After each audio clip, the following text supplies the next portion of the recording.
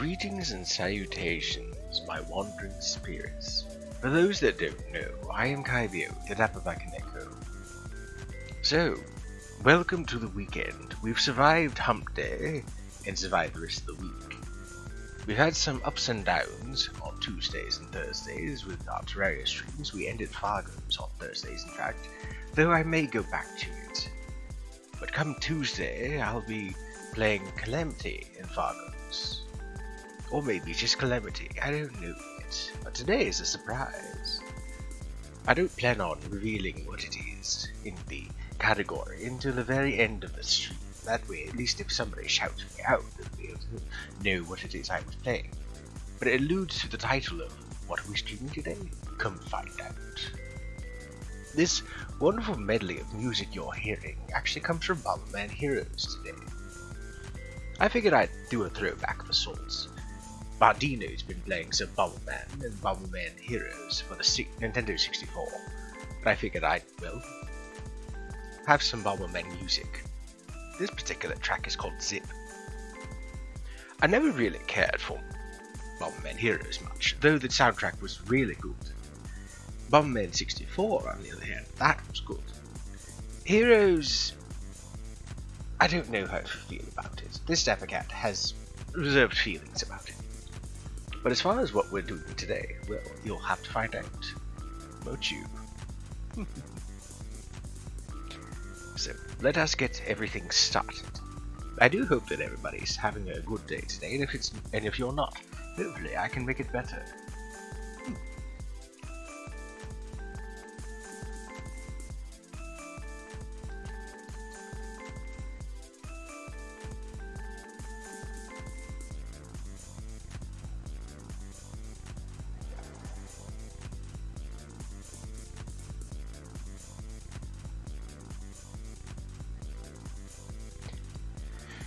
I believe everyone that's going to come in currently is, well, they're on their way. They'll come in when they come in. In the meantime, let's get started.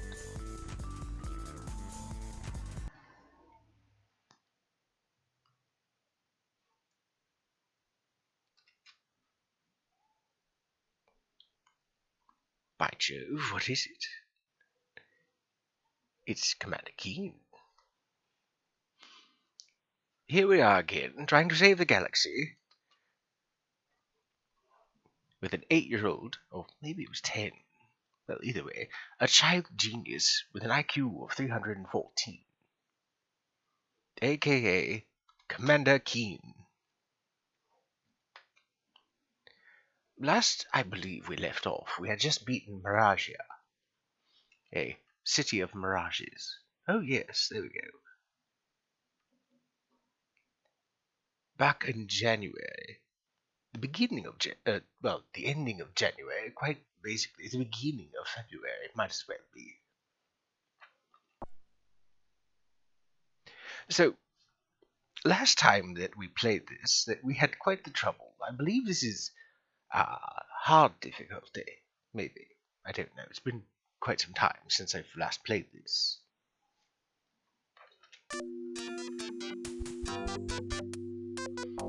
Oh, that's right. We beat Miragia, got the swimsuit, or the scuba gear.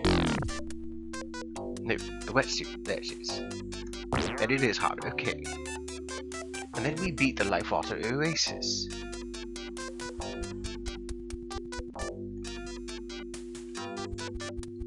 I suppose we could finish out the desert. There's only one more stage left for the desert. Here in San Diego. Or however it's pronounced. Still might have to warm up a bit.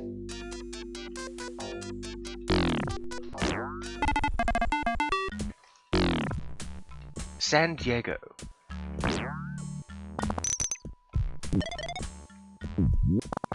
Now wait a moment. I saw something glimmer. I thought so.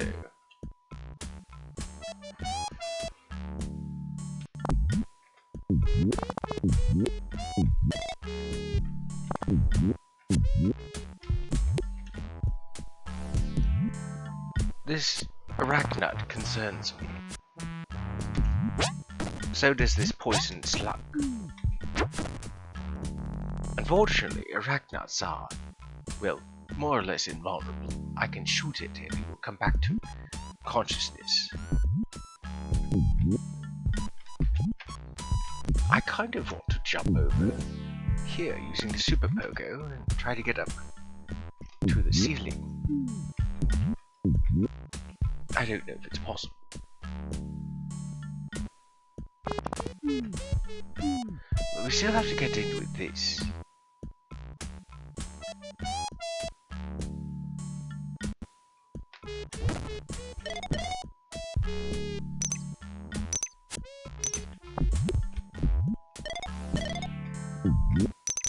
Ah yes, the iconic keen music. Or at least keen for. Most people know this as Eat Your Veggies.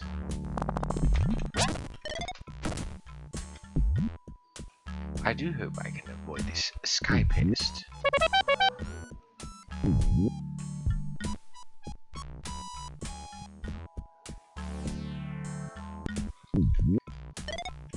Oh, there's candy in that cloud. What other clouds have candy? None. Okay.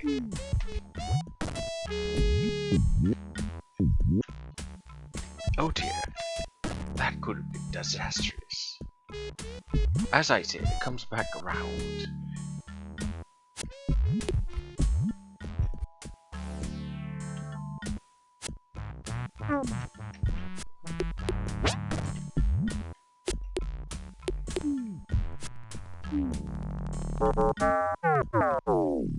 Well, let's try again.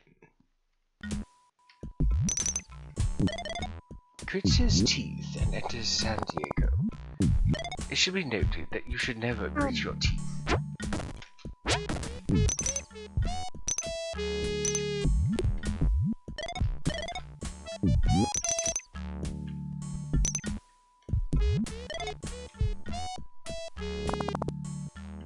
I still love that there's lyrics to this.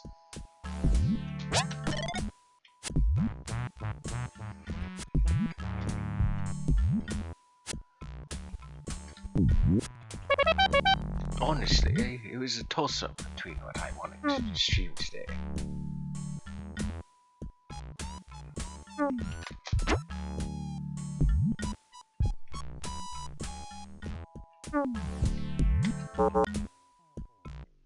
Really? Okay. Between Commander Keen 4, there was also the idea of streaming. Oh. Between Commander Keen 4, I had also considered streaming Cave Story, and I'd also considered streaming one of the older dudes. That's largely in part to what one of my other viewers, Walter, is playing. He's currently playing Doom from 2016.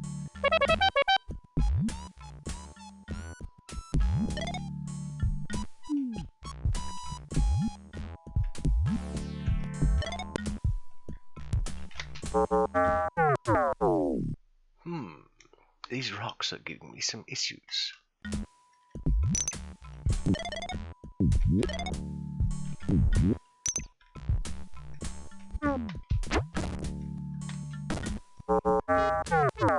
Oh, the poison!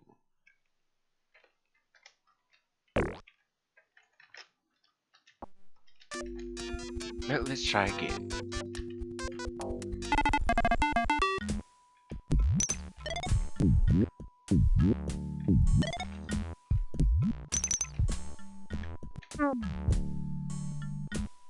You got to eat your vegetables. Did you hear me? You've got to eat your vegetables. Tell him, Daddy. You've got to eat your vegetables. Now.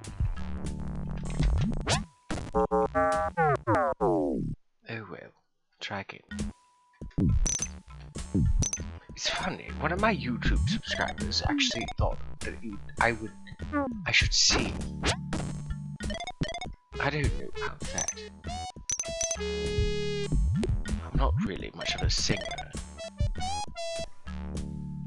That, I really don't want to violate TOS on Twitch or YouTube for whatever reason. After all, we don't have Twitch sings anymore. But I suppose maybe one of these days, I'll find a way to sing.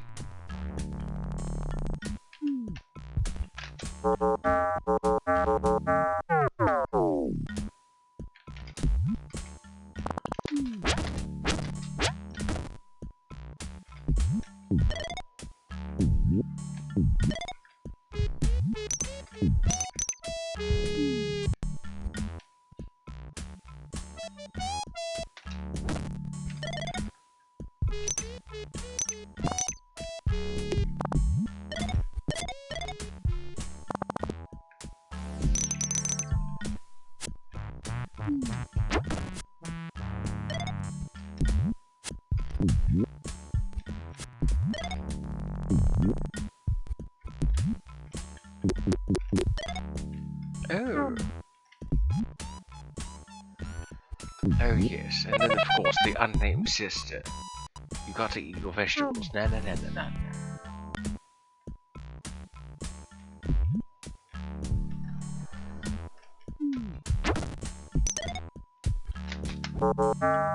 Oh, I had such a clear shot of that.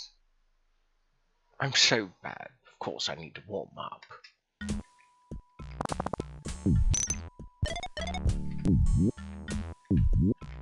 I believe it was Sophie, under a different surname, or nickname rather, who said that this song is almost the embodiment of a hangover.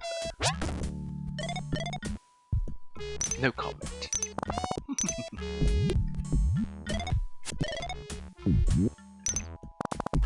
It's just that slow moving pace and tempo.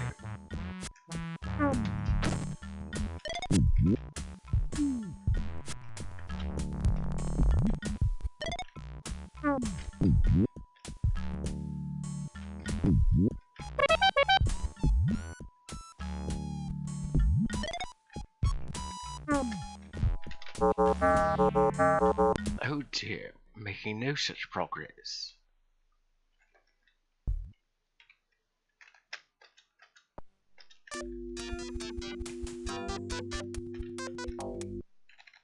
Let's save outside of this. Just keep it the same date. Might as well.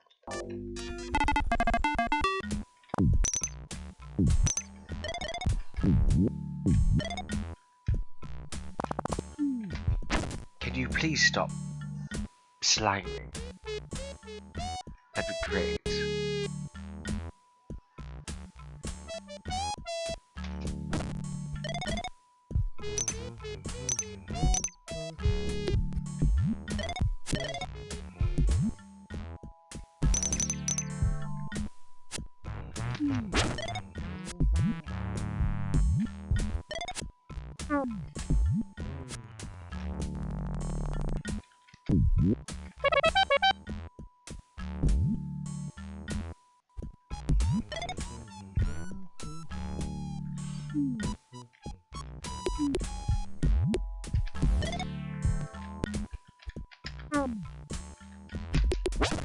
Oh, almost got you, tricky devil.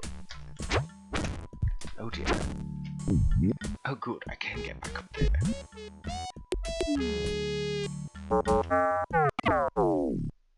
Well, almost. It looks like I gained life at the very last second. How interesting.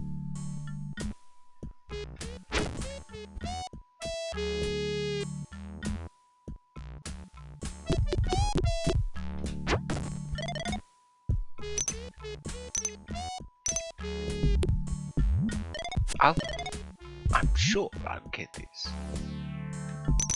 These DOS games are notoriously difficult sometimes. And I think this is marketed towards children. Anybody who plays it on hard difficulty is either really good good at games as a child, or I don't know.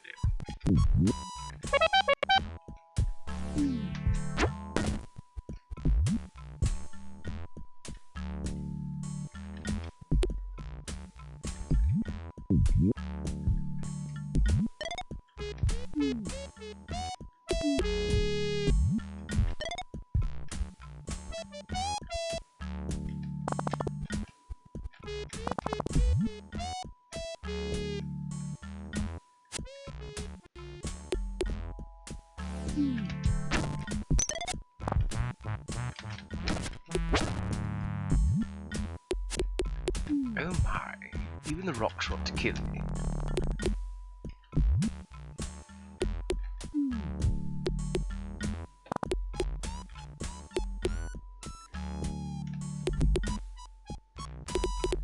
I think I'm just going to give up on trying to get the rocks. There's one at least. I'm satisfied with that.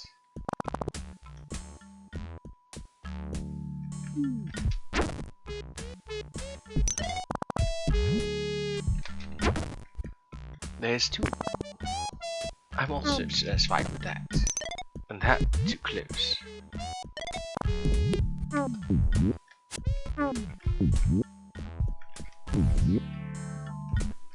I know I can get in there. Super Pogo. There we go. Or rather, they call it the impossible Pogo trick. It's usually a combination of Control and Alt, the default buttons for jumping in Pogo.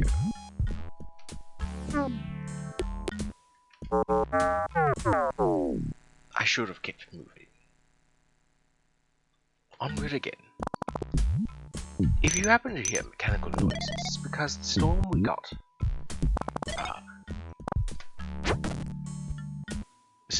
got recently deposited quite a bit of snow on us.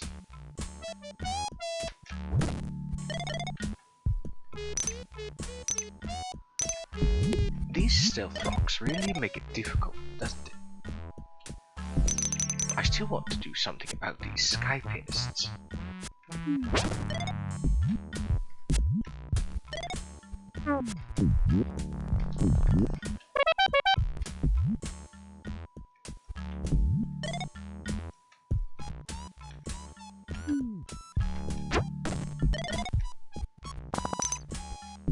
For all the times that I've been, well,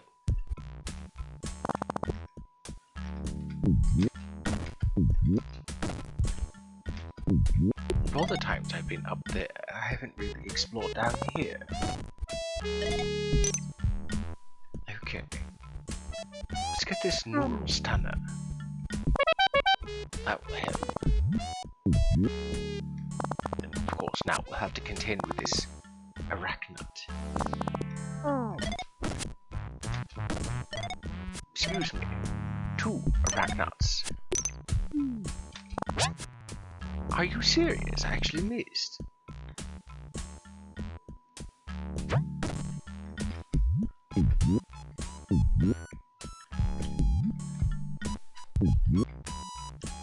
There we go.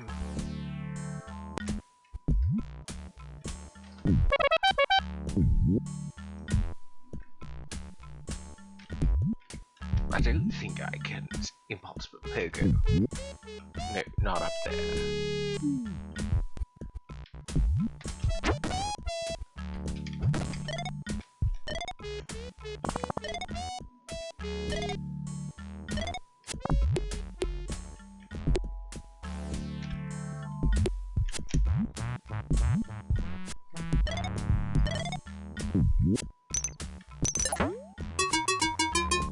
Oh, cool.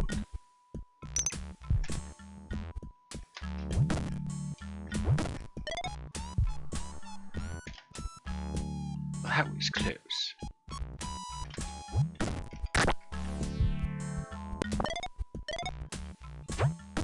I really hope this is the only place with arachnids.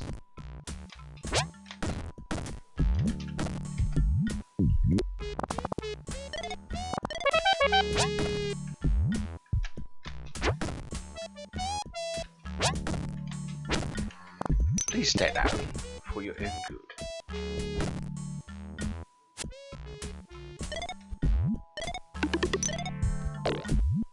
Oh, a mad mushroom. Haven't seen one of those in a bit.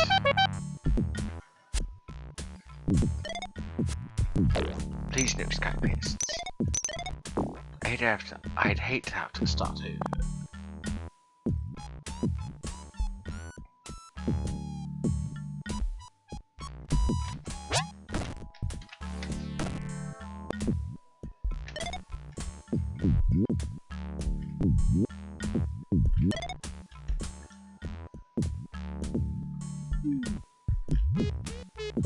Oh dear.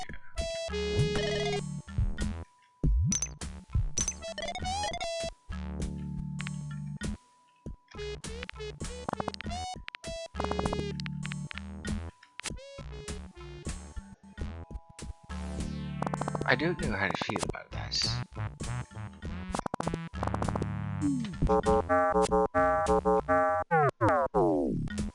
Well, let's try again.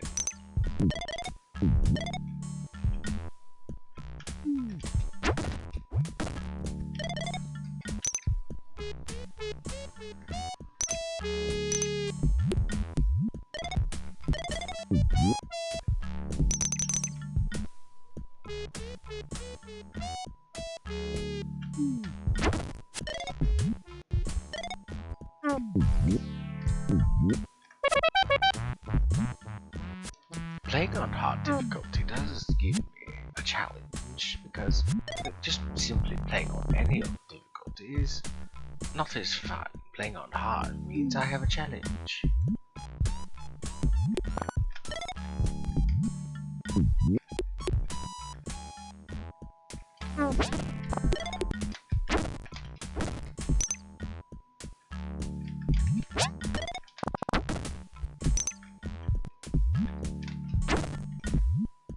So far, so good.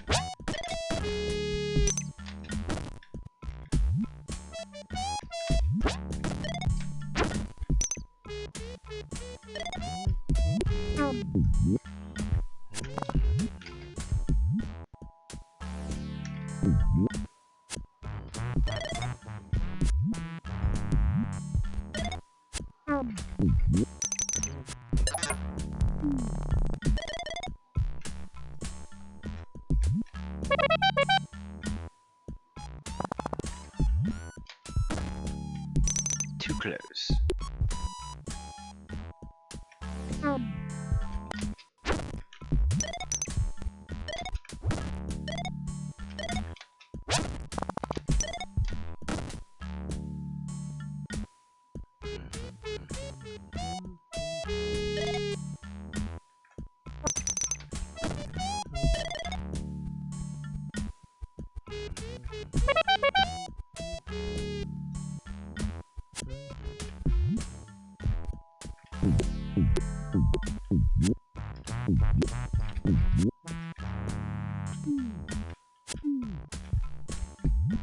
There's something about the graphics here that looks like you can get into it. There it is.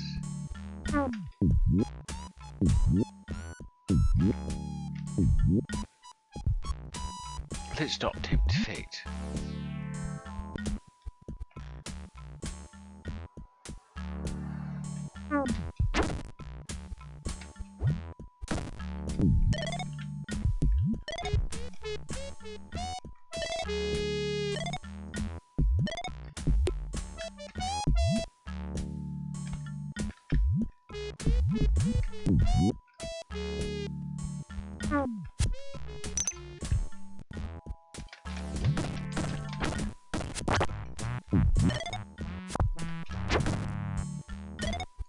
Please stay down for your own good.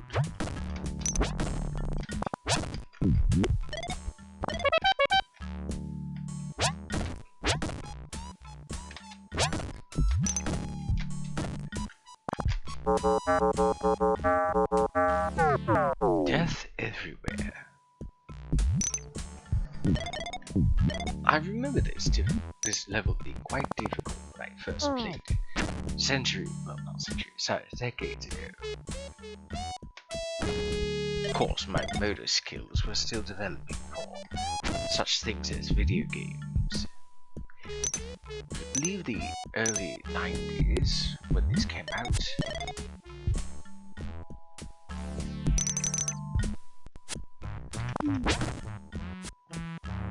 And many games that require the keyboard were not as intrinsic as most games are nowadays. It was not obvious that Control and Alt would be used.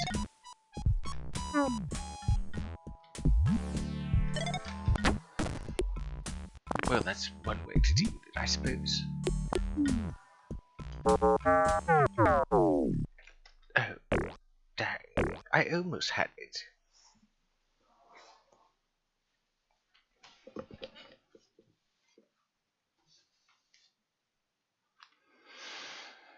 Right. Actually, let's do San Diego. There. Now that I have the wetsuit, I can go swimming.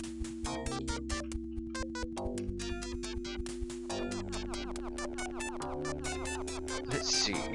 An Isle of Fire, an Isle of Tar, and a wishing well, I suppose.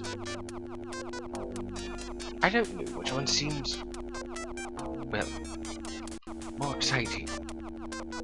I suppose Tar.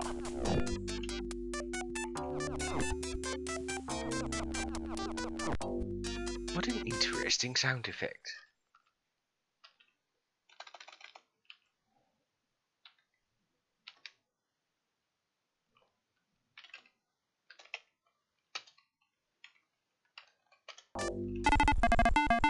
Mucks about the Isle of Tar.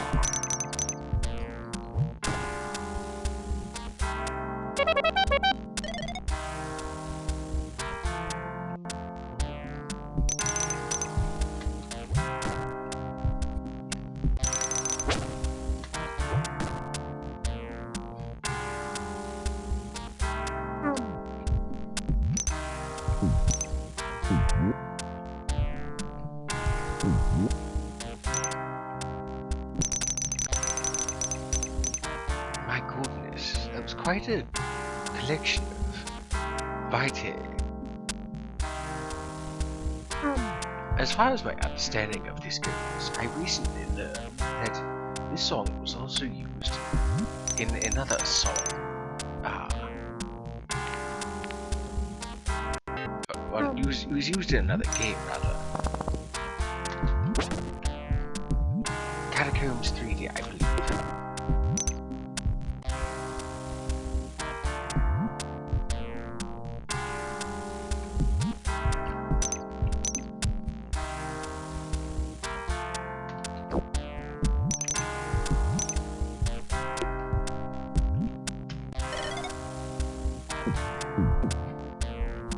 And here I thought for the moment I was deceased.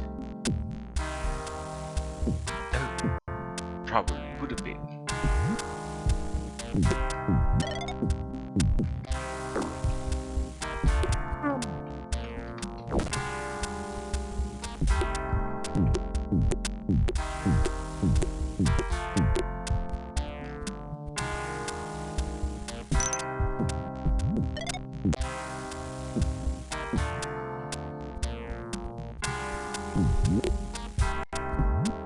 Oh, this doesn't look well. How do I get out?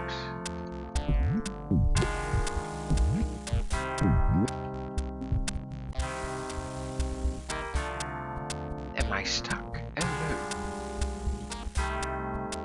I see.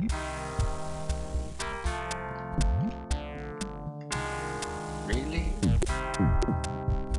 Well, that was peculiar.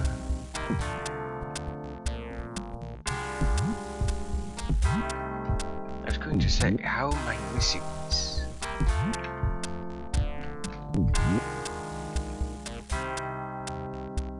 Oh, sky pissed. And squish.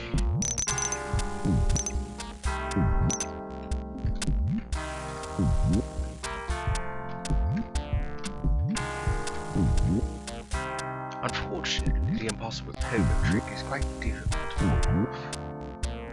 But when you do it correctly, you get a lot of height.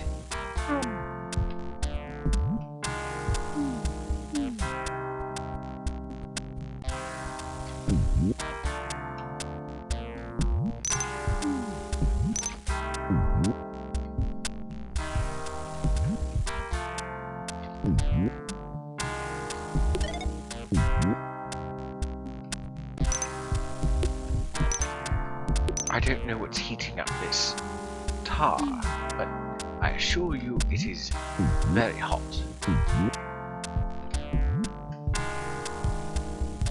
I do believe that's what this track is called.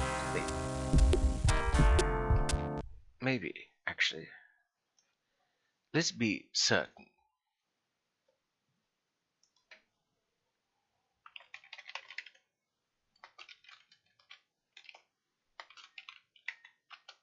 Let's see, Command key for music. Let's see, let's go to shikadi.net. Let's see. Oh, there's only 6. Shadows don't scare, Commander Keen. You've got to eat your vegetables. Too hot to handle. That sounds about right. Let's see. Tropical Ghost Oasis. Welcome to a kick in your pants in good old Hillville, and in a land of wonderment and awe. All performed by Robert Bobby Prince III.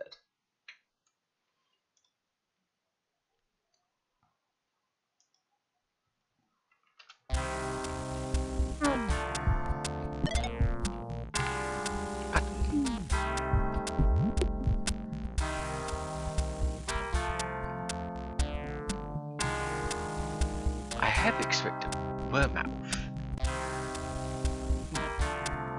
Oh, a memo swine has entered the chat. I don't have any need for memo swine, and I don't know when it arrived there. Most likely when I was looking up the music. Okay. I do have the red key card, but that lift is going too low. Even if I were to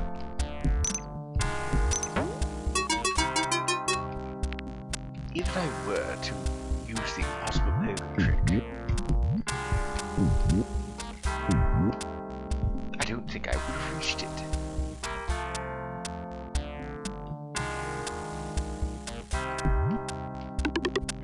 Okay, so there's yellow.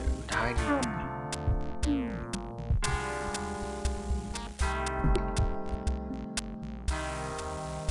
I don't like the looks of this.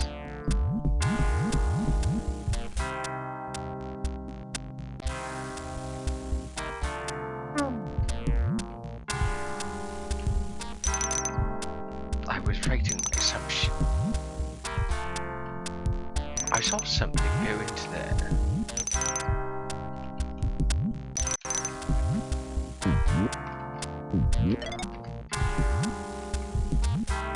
I think it was a sky pest.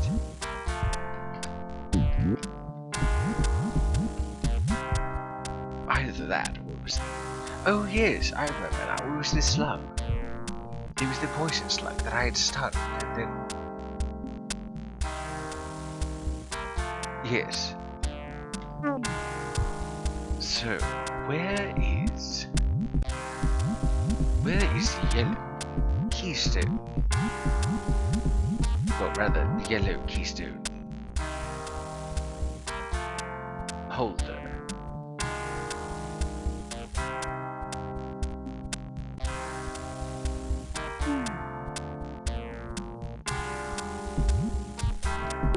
Oh, you're over here.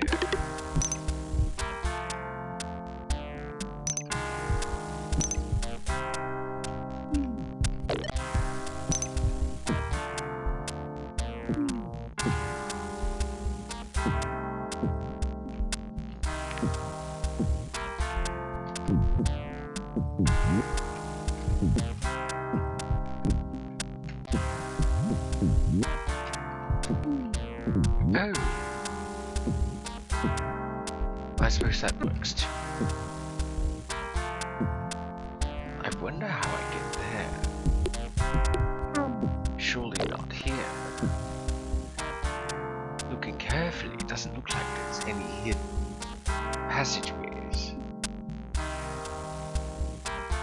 Well, actually, wait. Maybe there is. I thought as much.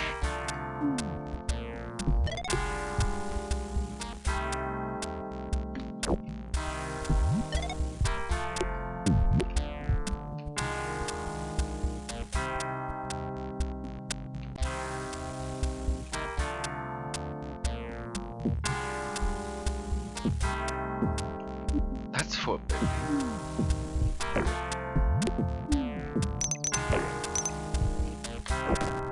And Weremouth.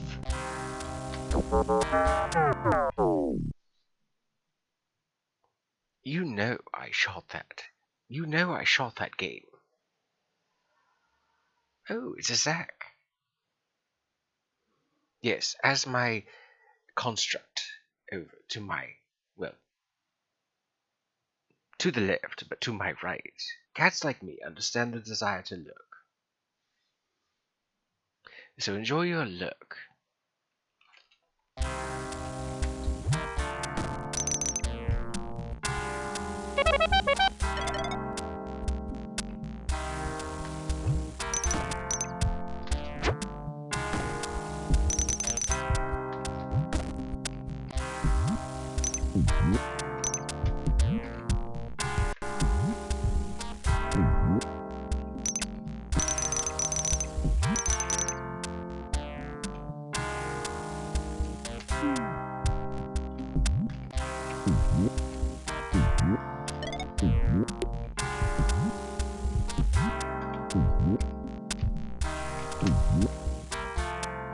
I wonder if I can possibly make it across.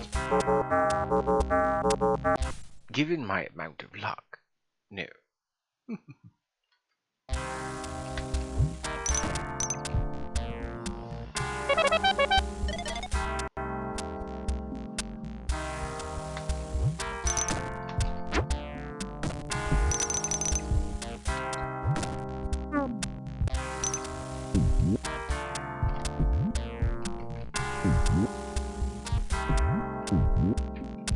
I think it's time to configure things to sound a little more ancient.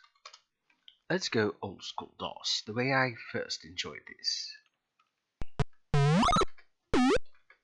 I unfortunately didn't have access to sound.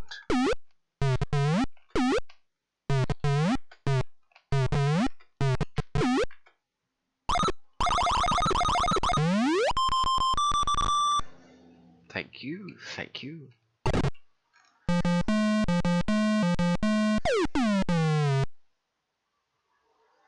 I don't want to hear it. I don't want to hear it.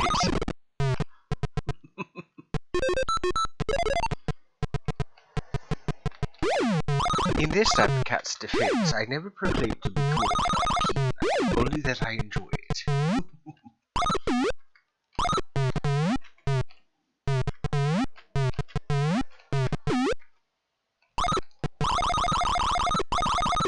The other reason that I turned off the music is because, well, it's only about 14 seconds or so long, the song, that is.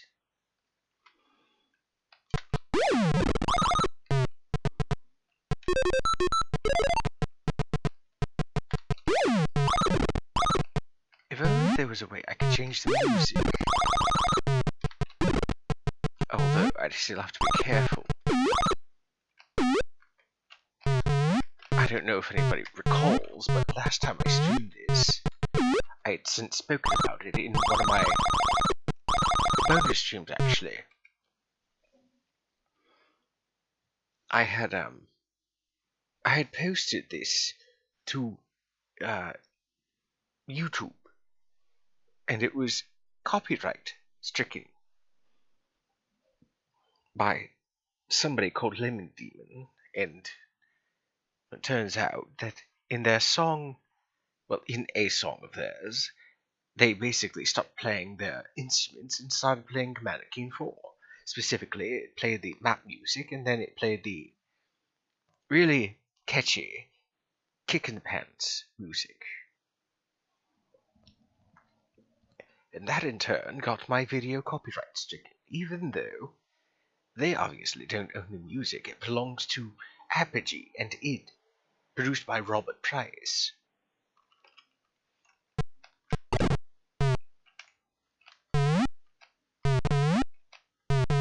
Yes, I learn from my mistakes. Sometimes.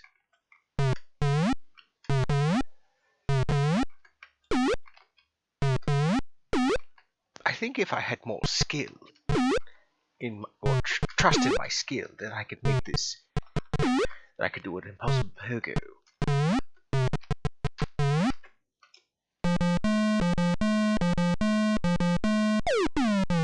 If I had faith in myself that I could do the impossible pogo trick every time, I would attempt this without saving.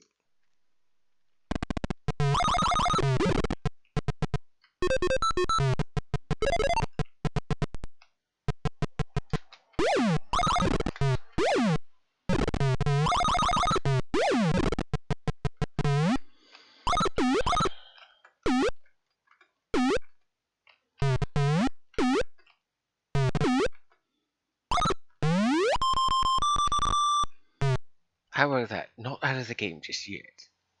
Maybe there is a way to change the music. Permit me a moment.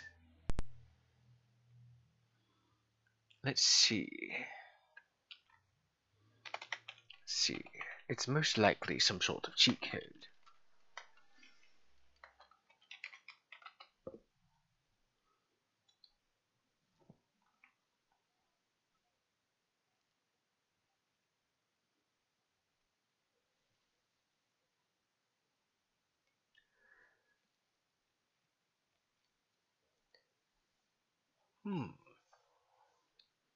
Let's see. A+2 when an enter should say debug keys active.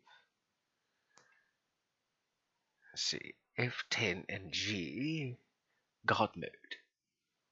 F10 and J, jump cheat. F10 and W, level warp. F10 and Y, reveals hidden areas. F10 and N, no clipping mode.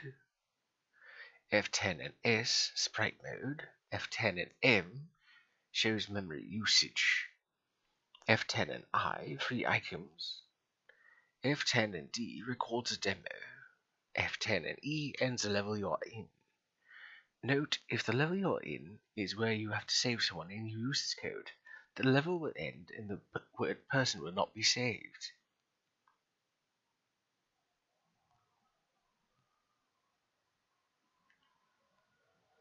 If you hold END, and you will see Commander Keen talking to the last person, you get to see the ending. I see. So it doesn't seem like there's any music mode.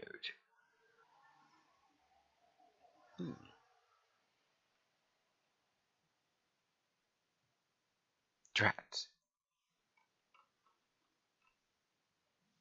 Maybe if I do music cheats.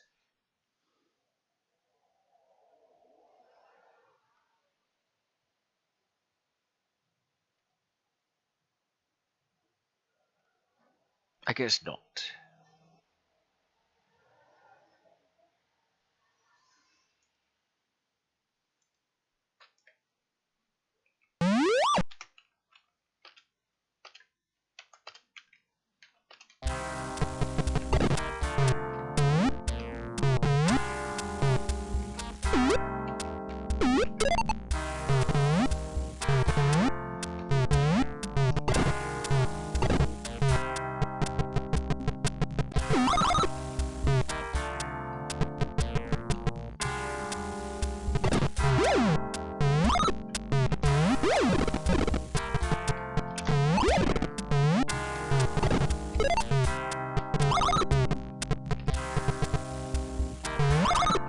That was fortunate.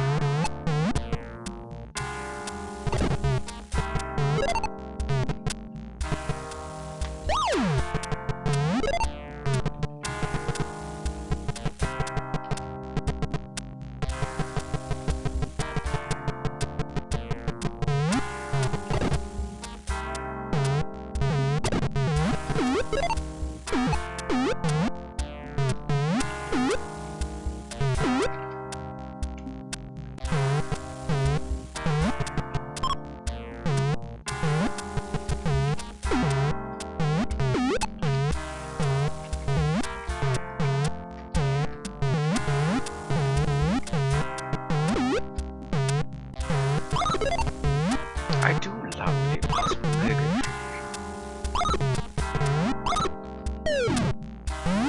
I don't even have the yellow key. Nor do I need it.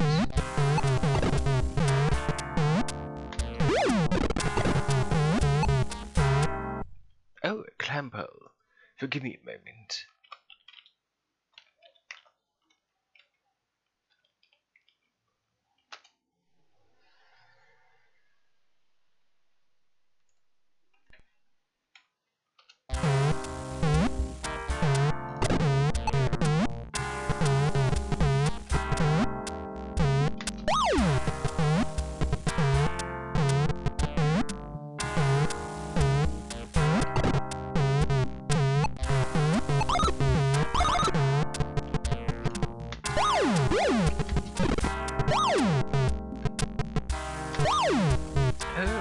That's far easier than just simply timing my attacks.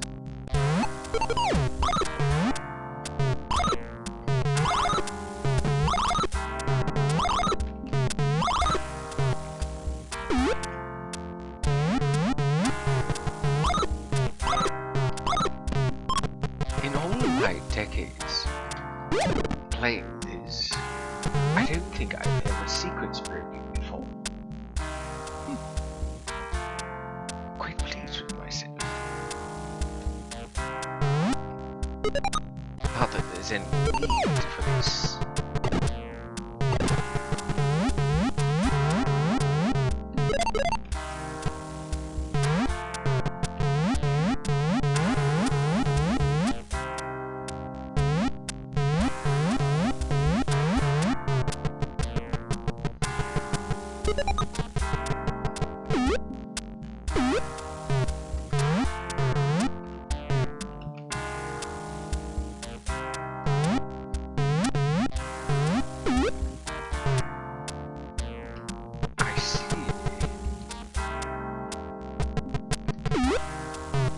There was no person to save, and this level was not needed.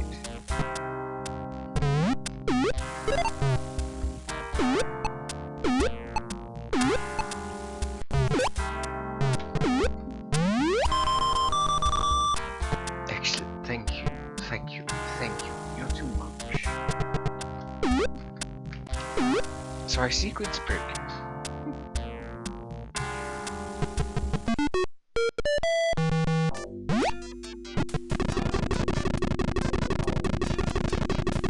Try the well. I'm not thrilled about the idea of doing fire.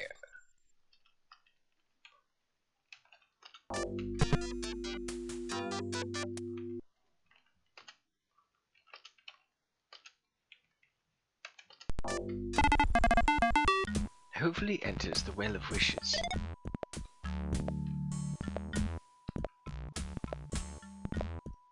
Time to eat vegetables. When I first played this, I thought that was a cat underwater. Turns out they're called sprites.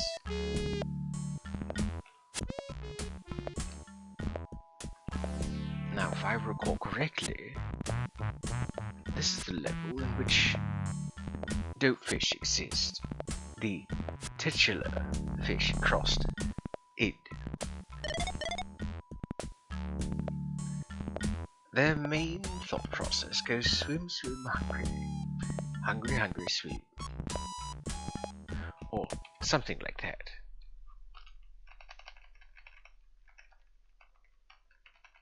There it is.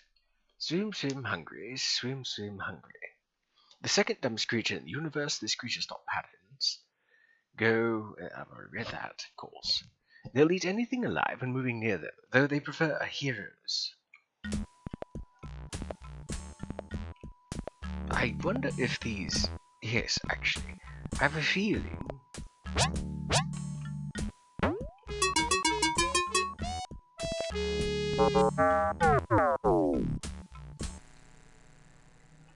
Oh dear.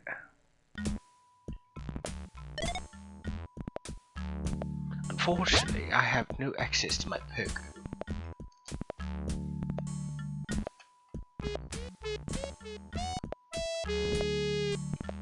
I have no access to my pogo, no access to my gun. Though, if I press up and press jump, I'll swim up higher. Or I'll swim faster.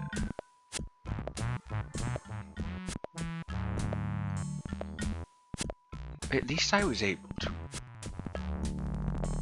Oh, can I just swim faster if I...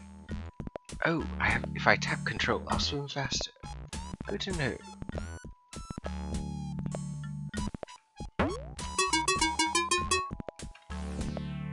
Please get distracted with the other fish. I'm so sorry.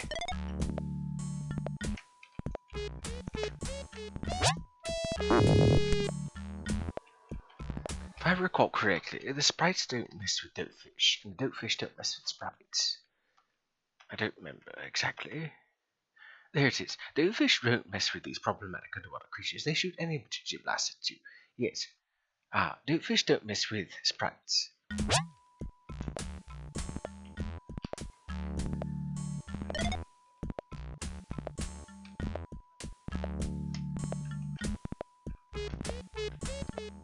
I see. Maybe it's a hidden pathway.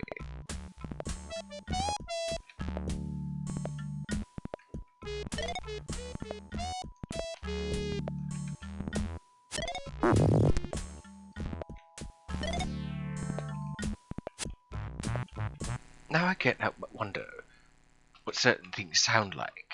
With the PC speaker, it's been so long.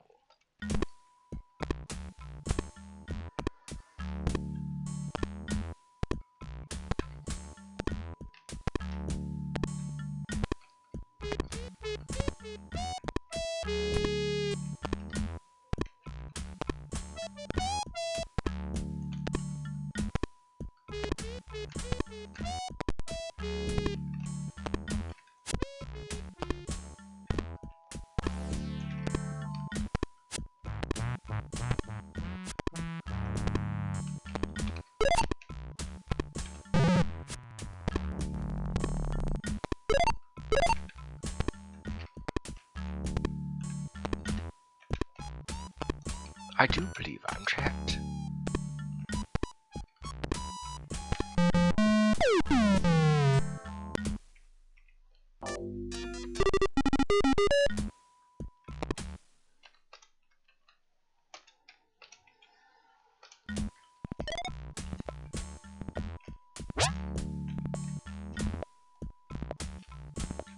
Well, at least I still got that life water flask, so I'm not completely screwed on this level.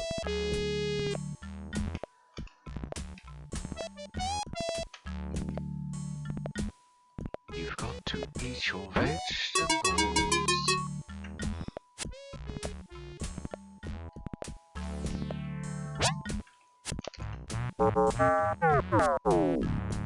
Drat.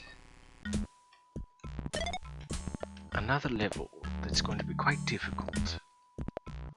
Though if I keep getting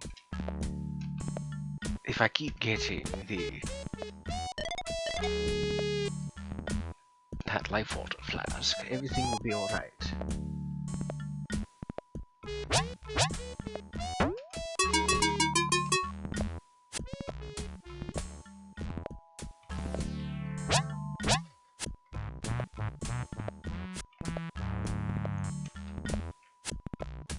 Eat the fish, please.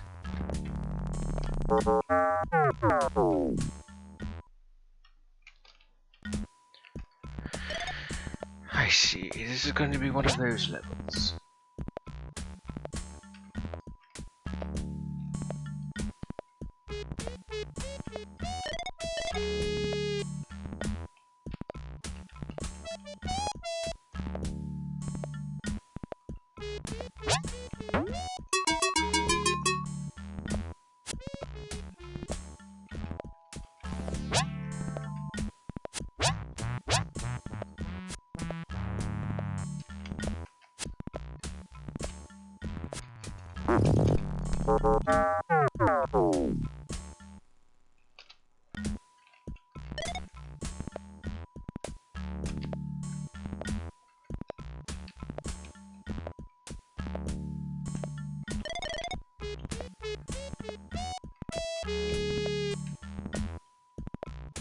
It's a battle of wits at this point.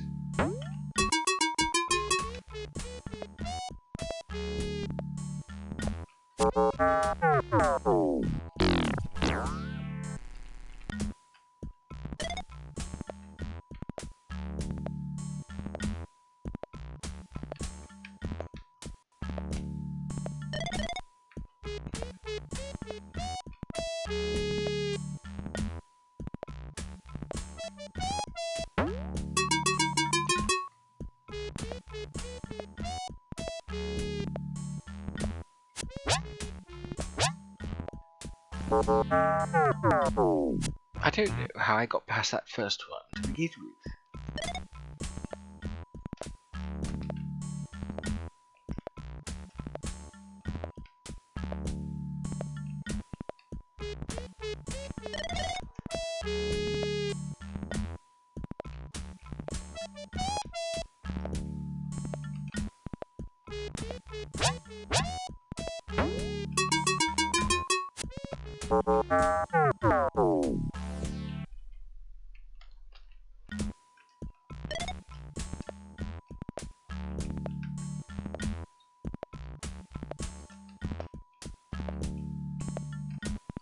This difficulty makes me mad. Can you blame me? This difficulty makes me mad. Why did I choose hard?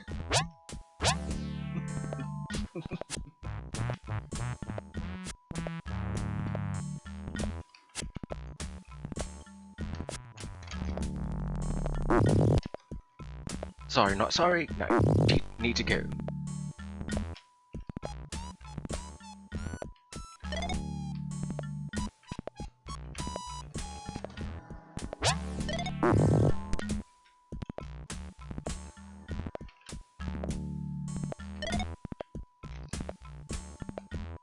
I can't believe this is inside a well.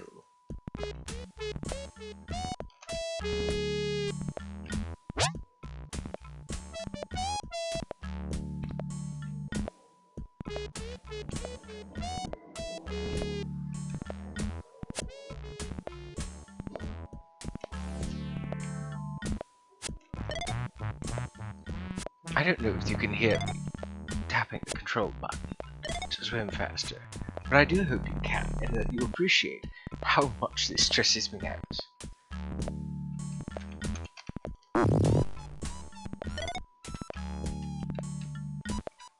That's right, there's nothing really up here.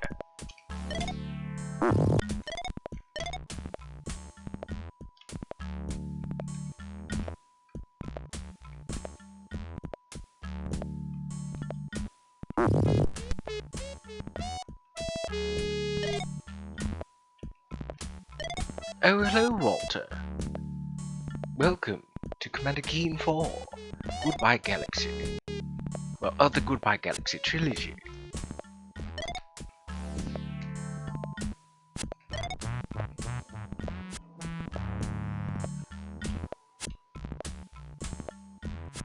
I hope you had a good time playing Doom and then playing The Binding of Isaac. It looked quite fun. In fact, I actually had considered booting up my older Doom games via GZ Doom, but I wasn't certain what game I was going to play specifically, because I like to play with mods.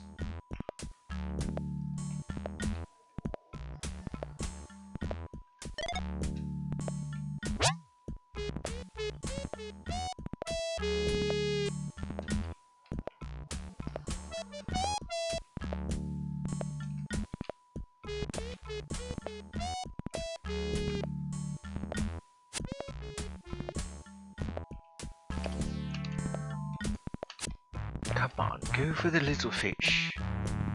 That's how this works.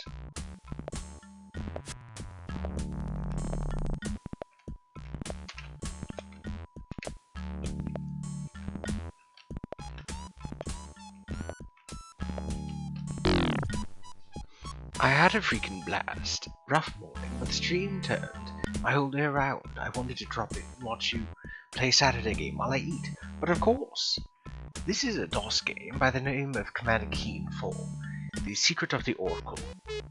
It's part of the Goodbye Galaxy trilogy. Oh, a Nidoran.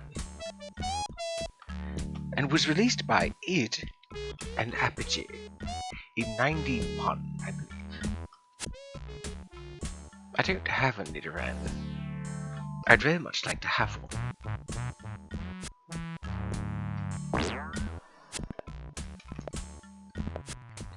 What you hear is one of the more iconic songs.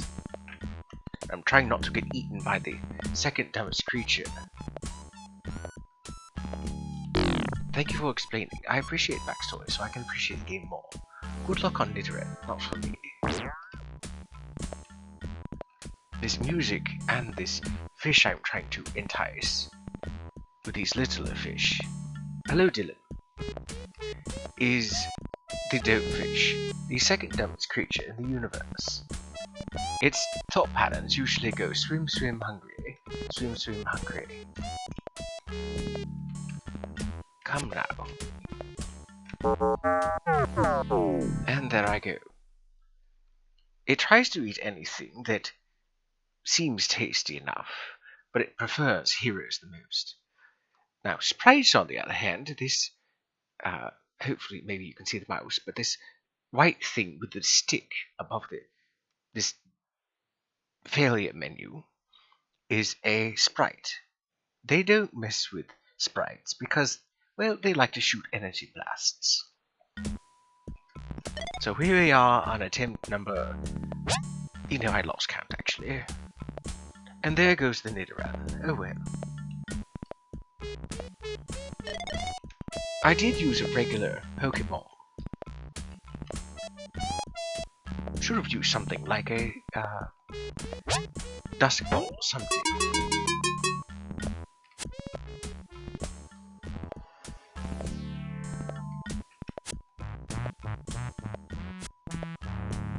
Come on now, eat the little fish. Time to go, time to go, time to go, time to go, time to go.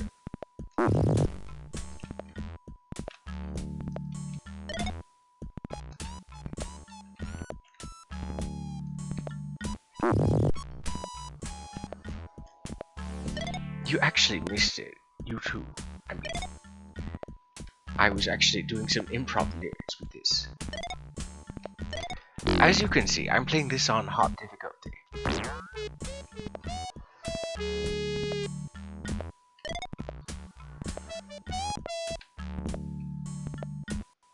This difficulty makes me mad. Time to go, time to go, time to go, time to go. Oh, there's nothing even up here. Oh my word, I'm so screwed. Okay, well, that didn't work. The actual lyrics are a bit more innocent and are the result of Robert Prince, the composer, coming up with lyrics for this. It's actually the only instance of lyrics in a video game that I've from the DOS era. But the song title is You've Got to Eat Your Vegetables.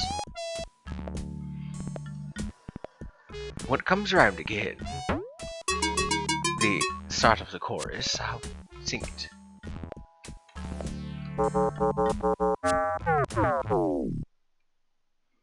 First is the mother, and then is the father, and then is the unnamed sister. Actually, the parents are not named either, now that I think about it.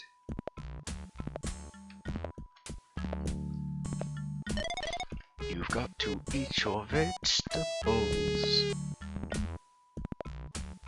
Did you hear me? You've got to eat your vegetables. Tell him, Daddy. You've got to eat your vegetables. Now.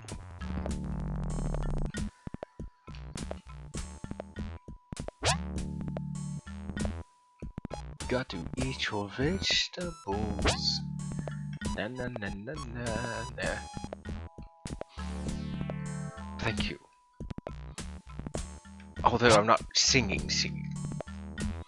I don't know if I can actually carry a tune that well, but also there's the fact of, well, there's no Twitch Sings anymore.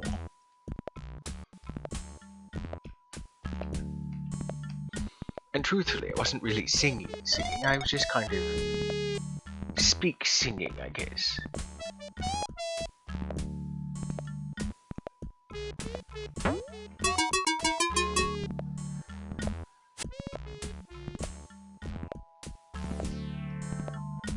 Come now, eat the fish.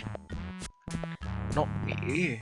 Yes, as a hero, I might be tasty, but I'm certain the littler fish are more appetizing. Well, like I said before you two got here, as long as I keep getting that life water flask and getting a 1-up, I'm perfectly fine.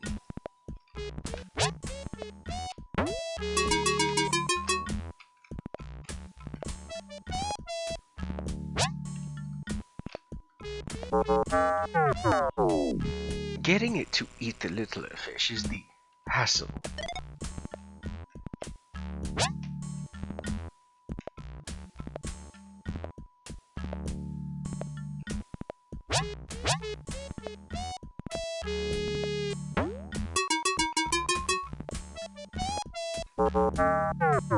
I've always disliked how the mines and the sprites don't deter the dopefish.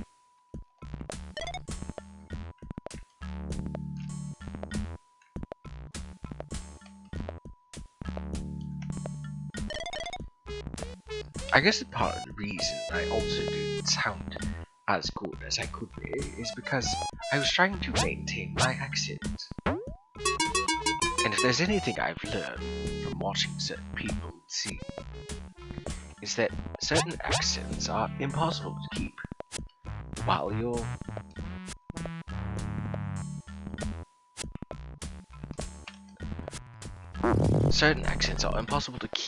singing.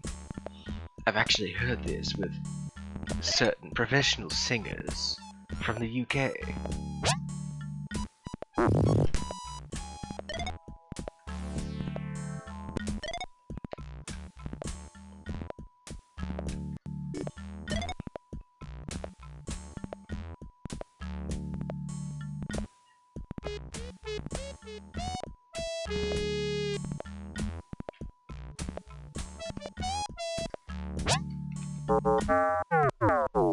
I didn't even see that sprite there.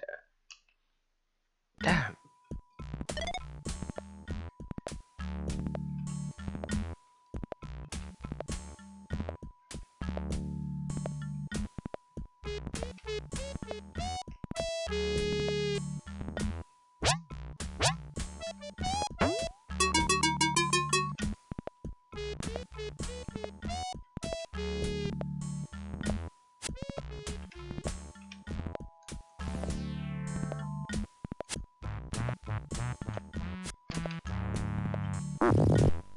And with that, time to go.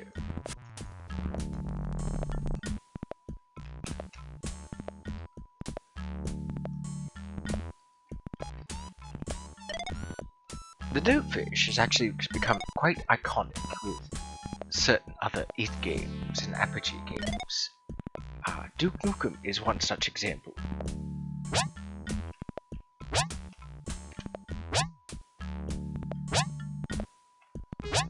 Usually accompanied with the in-game meme. My goodness, that dopefish got a cooked meal after that sprite cooked my goose. But in Duke Nukem 3D, you can find certain walls with a dopefish facing forward, with the text of "Dopefish lives."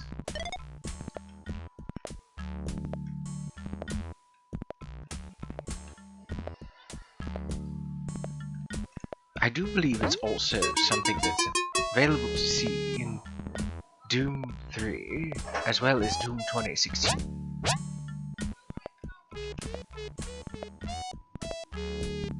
Please, eat the small fish. So difficult. I have a mind to save this level for another day.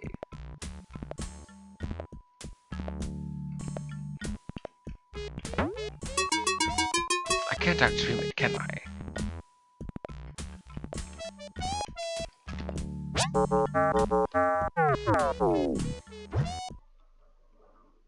I'm really glad I decided on a whim to change to Doom.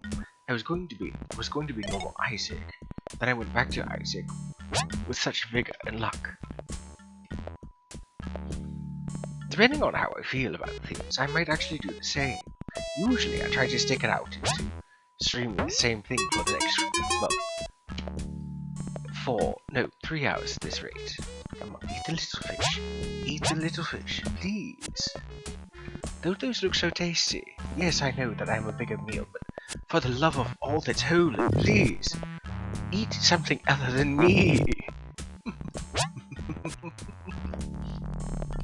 I know I have technically infinite lives with that flask, but my word, please, bugger off. Yes, it's definitely a big fish.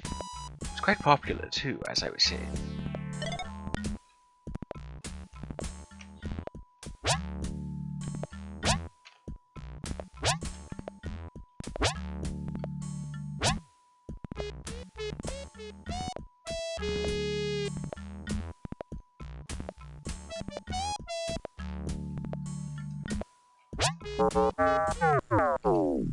I don't know how I go through this area.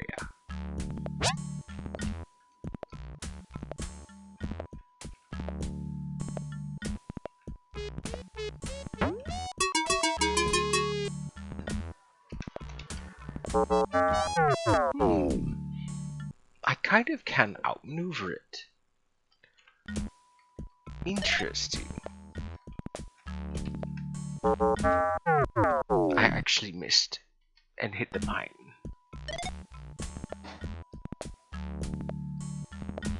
Without getting that one up. Oh dear.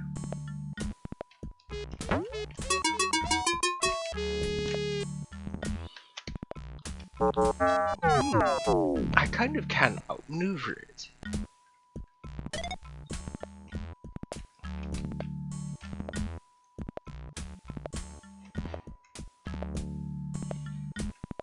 I really hate this difficulty. It infuriates me. Hello, Bambi. Good to see you again. Please, Dopefish, eat these littler fish. Oh good, he did, and I missed my opportunity.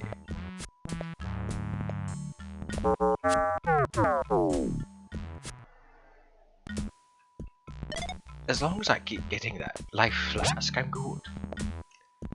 I suppose if I keep messing up enough times, then, I don't know, eventually I'll get a game over. I think I'll switch games once I do that, because hard is really grating on my nerves.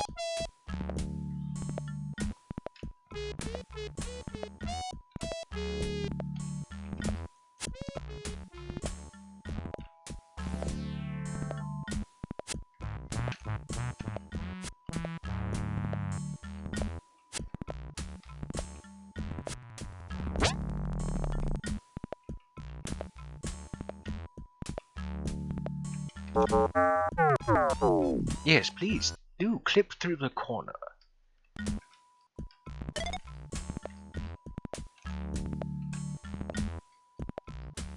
I don't blame you at all, friend. Shine on in any game you want. Well, I've beaten this game a number of times before.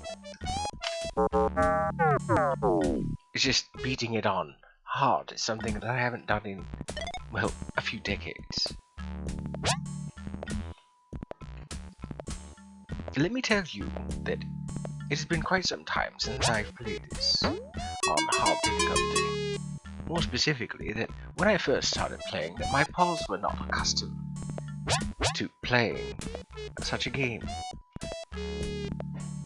Please, eat the little fish.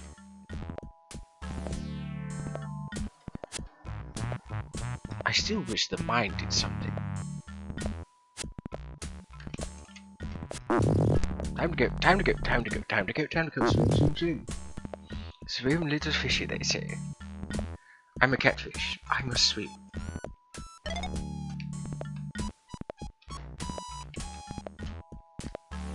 I still have to deal with that other dopefish here with the sprite. Excuse me while I catch a hydrogon. I do hope that... Wait, was it... I think it was a night ball.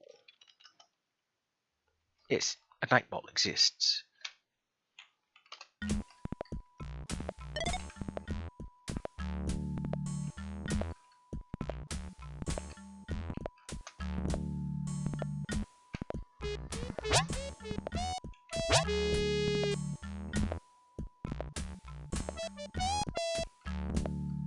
Oh, I think I know why that sprite managed to actually hit me, because it popped up and down.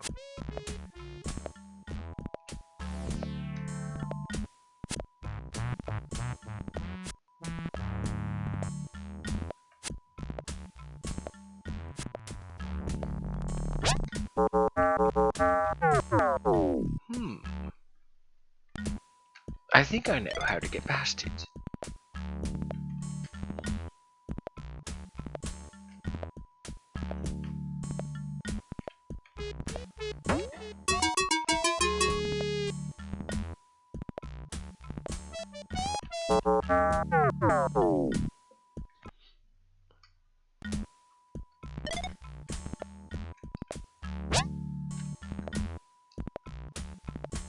So aside from Commander Key and 4 and Doom, I had also considered Pokemon Infinite Fusion.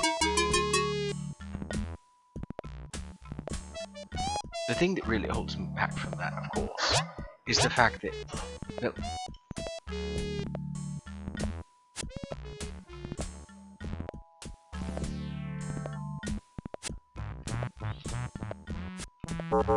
the thing that really holds me back from playing that is because I don't want to play it too much. Though, interestingly enough, the amount of followers I have on YouTube now, which is mostly just a repository for my VODs, since I, well, can't save that many on Twitch, it's mostly a repository for my VODs. And most of those VODs happen to be, well, full-on streams. Oh dear, I missed my opportunity.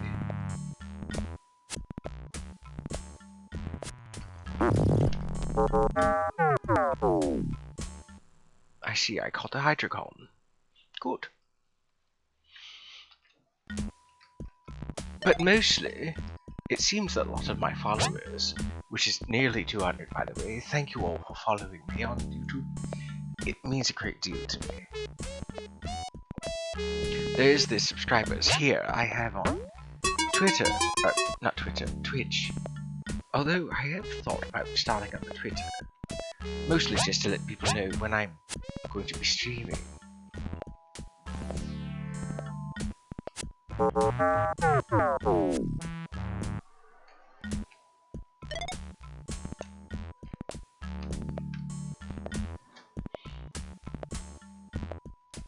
But more specifically, I was looking at the geography of things, and it seems a large amount of my followers usually stem from a bit of my Pokemon Infinite Fusion short with the Eevee.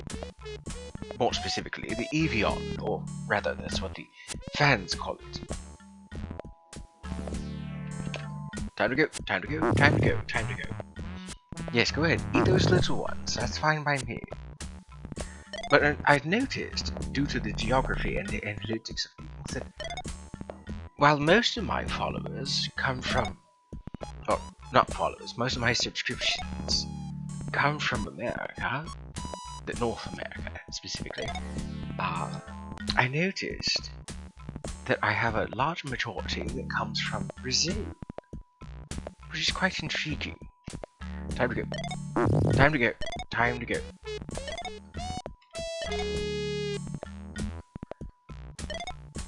Okay, where do I go from here?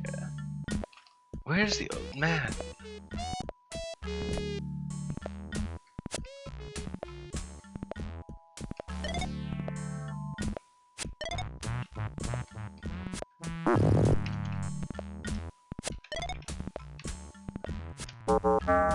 Oh dear.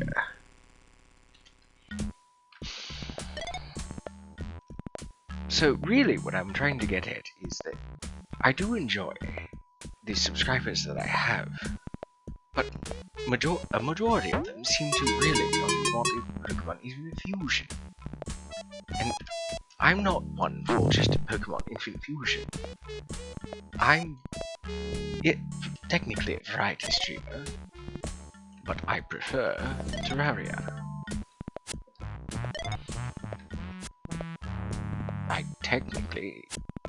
I almost wanted to stream that today, despite the fact that it's Surprise Tuesday, Surprise Saturdays, not Terraria Saturdays. Okay, I don't have to worry about that.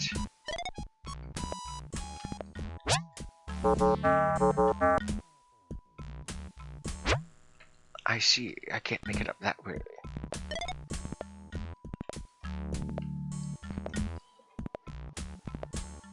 Now that I'm actually making progress,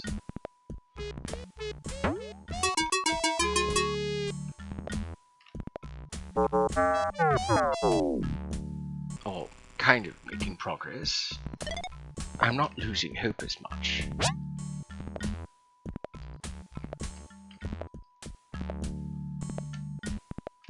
Starbound also came to mind. There's still my blind playthrough with Frackin' Universe.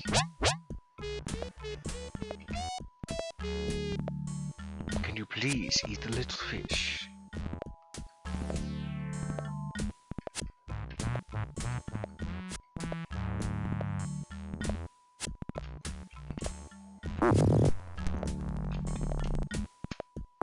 One more chance. I just needed to get past that mine.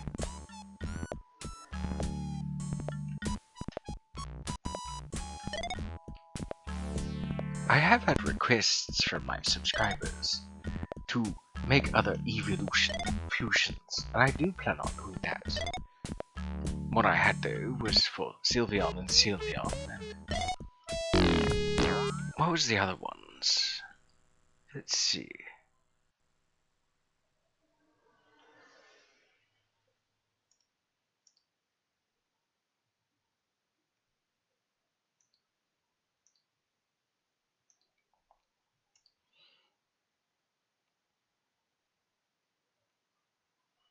Let me actually switch this over so you can see what I'm looking at.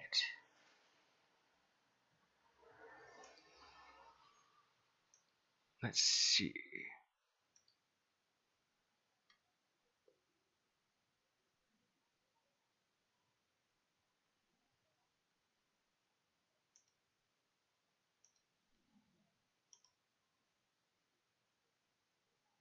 Oh yes. So many comments on Eevee.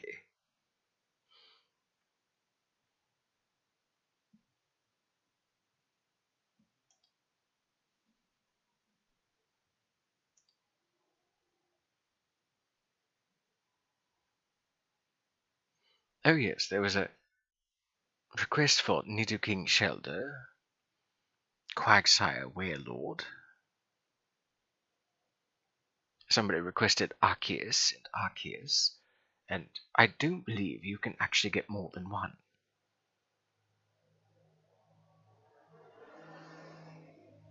Let's see, Mimikyu and Mimikyu. Double Regigigas.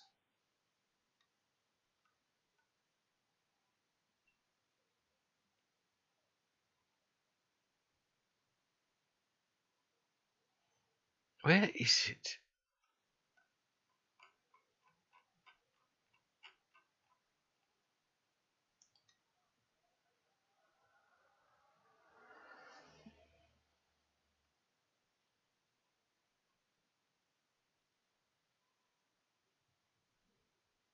Oh yes, that was one question that had been asked. What happens if you give the fused Eevee a stone? What if you fuse two more Eevees, and then fuse the fusions? To answer that question verbally, rather than just in text, an excellent question. This happened to a friend while they were streaming Pokemon Infinite Fusion as well. Only one Eevee evolved, leaving them with an Eevee hybrid. I don't recall what the other half was, however. In regards to the second question, in Pokemon Infinite Fusion, fusions cannot be fused with other Pokemon. There's rumor of a triple fusion, but I haven't got that far in my gameplay. And let's see. Oh, there it is. They wanted to know about Sylveon, Vaporeon, Flareon, and Jolteon. I plan on doing just that in my playthrough. This Dapper Cat plans on making a team of evolutions and combining them with themselves. Though I suppose I could just merely show you what they look like. I make use of a website called A Guide at GitHub, where you can fuse anything with anything. So, Jolteon and Jolteon, we get, well, Jolteon. I think it looks rather good, but I noticed something. There's a theory about the Johto beasts, Suicune, Entei, and Raikou, that they used to be Jolteon, Vaporeon, and Flareon, and I decided to see what happens when I fuse them with their corresponding elements. So Jolteon with Raikou looks absolutely amazing if you ask me. Unfortunately, a lot of the good fusions, a lot of ones that look really good, don't usually end up with good stats altogether. So, on to Vaporeon and Suicune. Also, magnificent. Absolutely magnificent. This one actually does better, if you ask me. And finally, Flareon with Entei.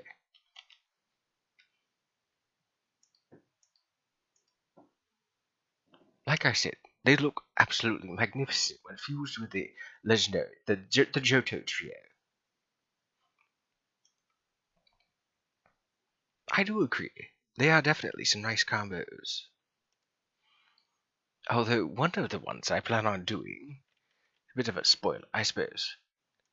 I have an Umbreon on my team in Pokemon Infinite Fusion, and I plan on fusing it with a Venomoth as soon as I can.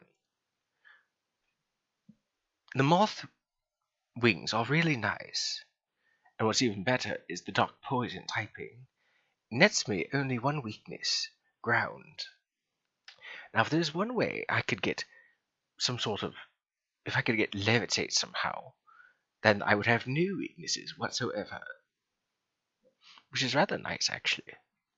Though if I recall correctly, I do believe there's an air balloon, so I could get that, and then have no weaknesses whatsoever. Another one of the ones that I'd found was Vaporeon and Lantern. There it is, Lantern Vaporeon. Overall, the stats aren't great, but it has two weaknesses, electric and grass. Because it has two weaknesses of electric and grass, and Volt Absorb, I can then eliminate the electric weakness, making it only weak to grass. Very keen, would you say?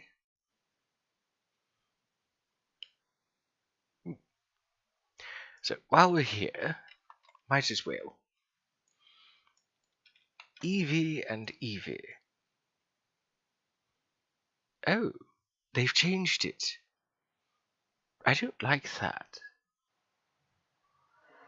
I prefer the other version. I don't know when they changed it, but I don't like it. Oh, that's right. We've already seen Vaporeon. Let's do Umbreon. And Umbreon. I can't believe they changed you. I think you looked so much better.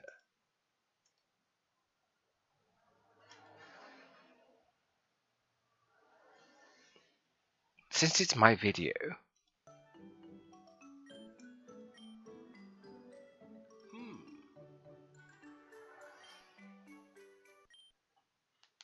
Let's see what we get.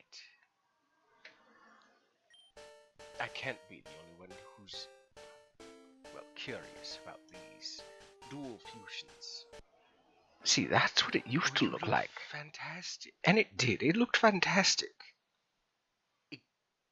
I dare say almost exactly what I imagined an Evian, if you will, to look like.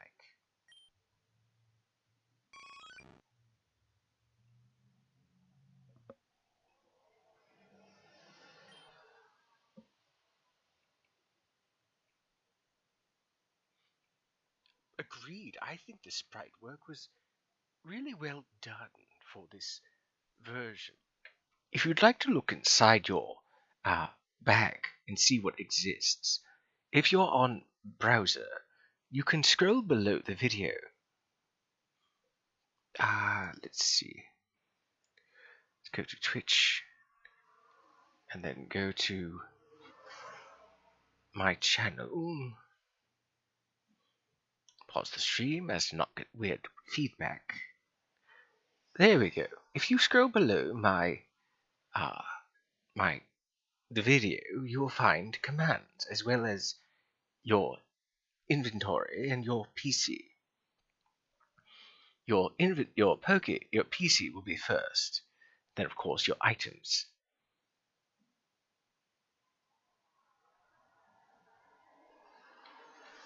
So, I don't like that that's the new Eevee. So, Umbreon. Let's get, I see. It gets foggier or smokier. I see. I suppose just a small break from Commander Keen. Break from the tedium, really, of getting eaten by fish, only to repeat it. Oh, there's no dual fusion, or whatever they're called, with Espeon. There's an opportunity to be had here.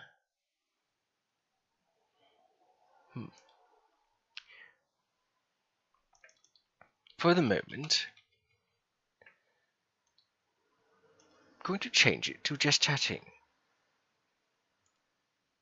So, what do we have here? So we've done Espeon.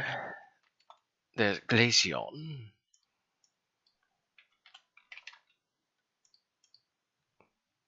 I see. A little more frosty. Not bad. And then there's Leafeon.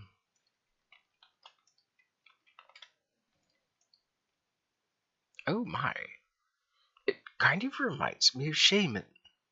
It's a little more leafy. I do like that one. And overall, grass doesn't have much in the way of weaknesses other than those 5. And then last but not least, Sylveon.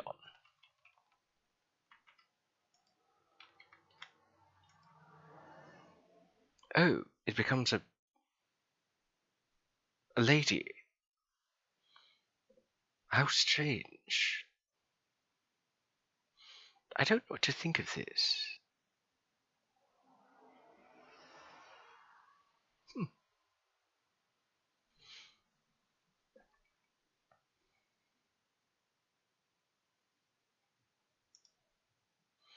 So, yes, there's that.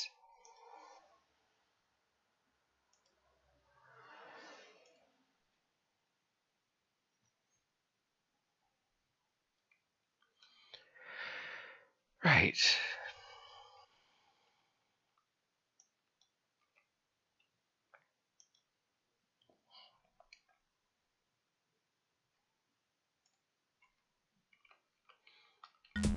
Back to avoiding fish.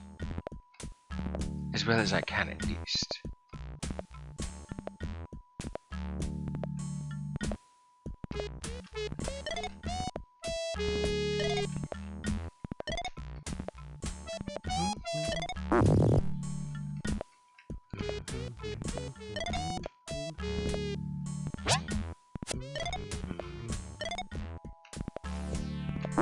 Oh right, the minefield.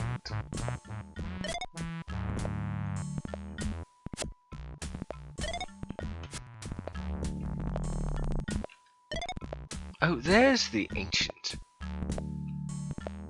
How am I going to do this?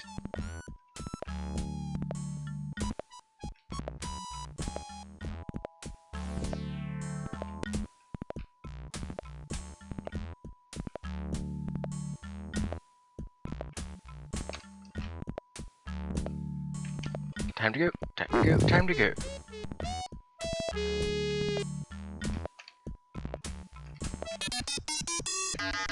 Finally!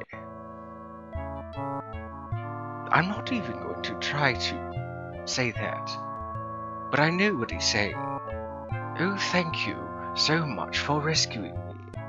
I'll return to the Oracle Chamber immediately. Of course I can speak. No problemo. Finally. I think it's time to switch things up, don't you think? I'm rather Commander Keened out after that. Between that and San Diego,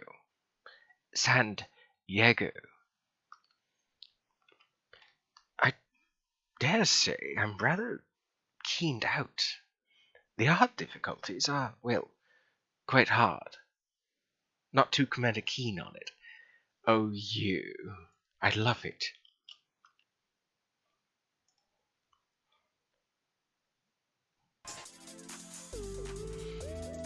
So while Steam boots up and loads and updates and does whatever else it needs to do, because I think I'm going to hop onto Steam. Let's see. What can I play?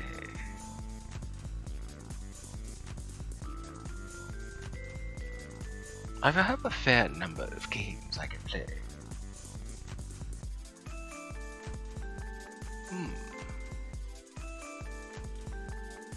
I think I'm going to stay away from as much as I want to play Terraria. Though I could, because there is the Vantablack challenge, which I haven't touched in a few months actually.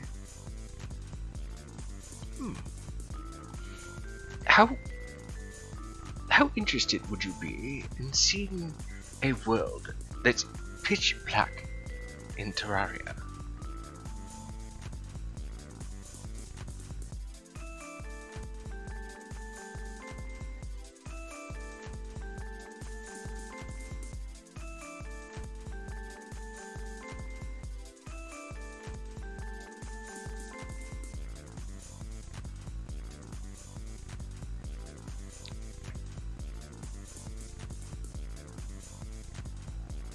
So specifically, I got the idea for this. Let's see if I can find the video, because I've kind of sort of forgotten.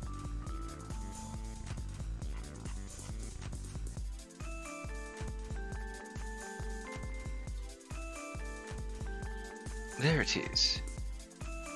The Vantablack challenge, as I call it, is a world based off of the Wand of Sparkling's Terraria, but the entire world is shadowpainted. That's the description I gave it.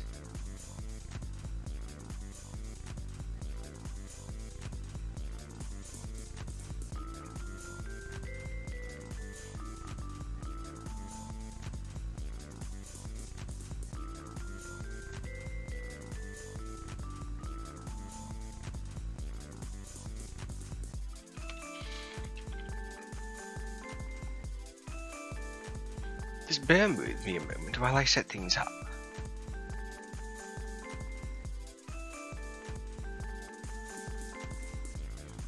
It shan't take too long.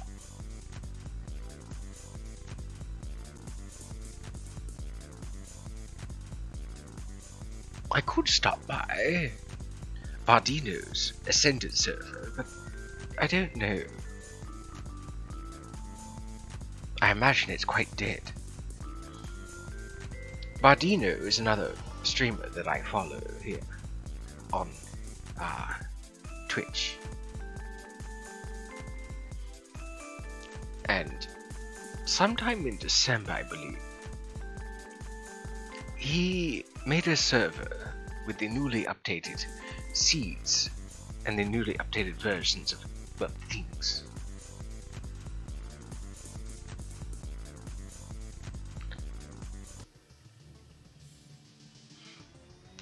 He had used the seed or the secret world seed, though I guess it's not really a secret, really.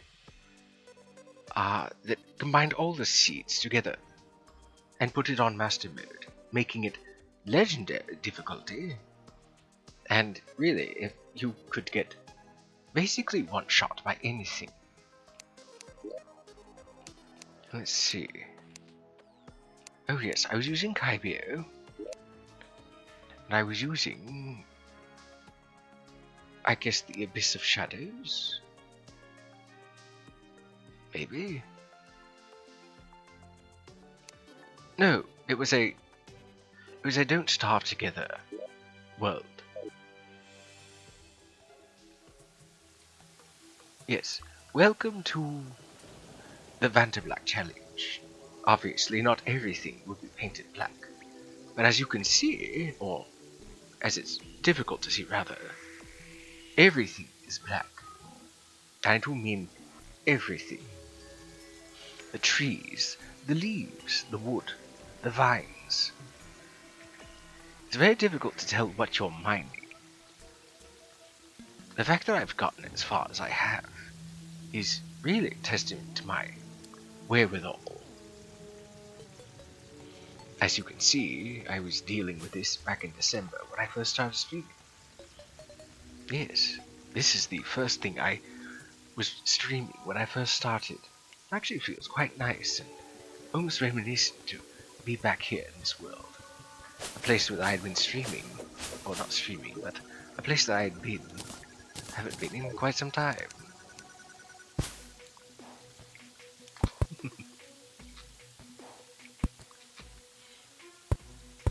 I don't know what draws me to... I don't know what it is that draws me to Terraria. But it's just... I don't know, I like it.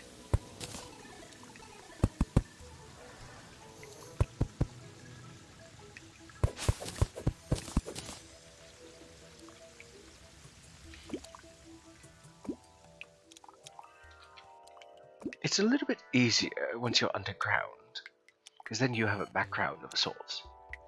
But once you get to, well, there's a certain level.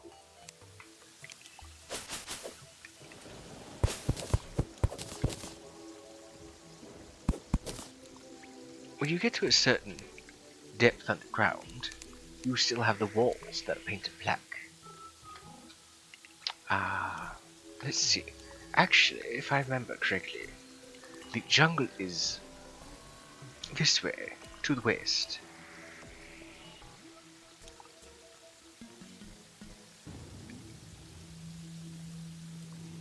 If you're wondering about what's following behind me, it's the sugar glider.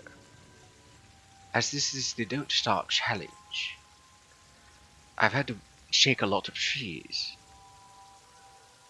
And because trees can provide food, and eventually, pets, eventually I was bound to come across a pet anyways. Oh yes, my little fishing area. I had at one point considered getting myself the pitch black paint, or the shadow, no, not paint, the shadow dye, I suppose, to make me pitch black. So this is what I had to contend with the walls. The walls in the underground were also painted black. Everything is painted black. And it makes it very difficult to know exactly where I am, especially before I got this.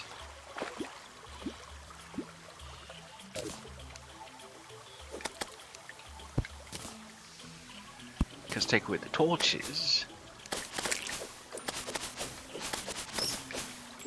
and suddenly things are very dangerous.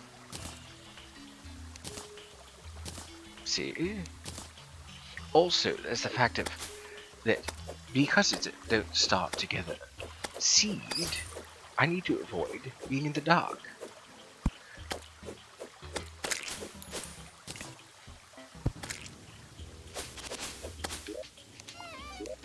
Oh, Blossom. I would very much like to have one of those. There we go. Oh yeah, and now I'm hungry. Actually, interesting fact.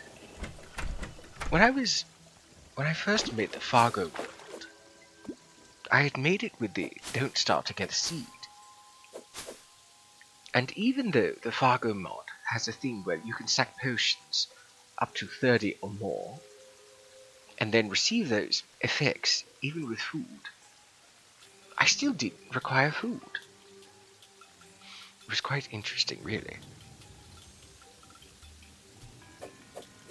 If you're wondering about the layer of wood on top of the desert, it's because in Don't Start Together, the desert produces cacti, of course.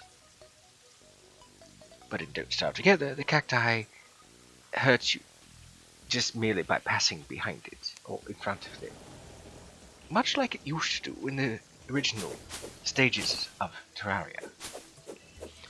When people were first playing it, cacti used to injure.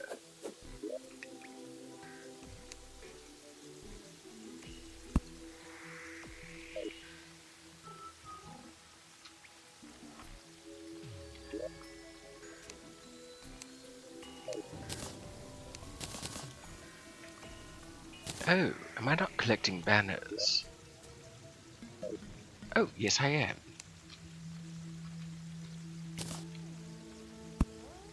But it's certainly a fun little challenge, and in case you're wondering how I did it, well, simply put, I made a world, and then I used T-Edit, which allowed me to see the map, but frankly I don't remember anything of it, because, well, it's a large map. Remembering every single detail is nigh impossible. But I then used the shadow paint tool and used the biggest square possible of, I believe it was 200 by 200 blocks in size for the paint tool, and painted everything with shadow paint. It's quite fun. So, let's check on Bardino's server with my other character, the character I was using in that that thing. Let's see. Join via IP. Send it.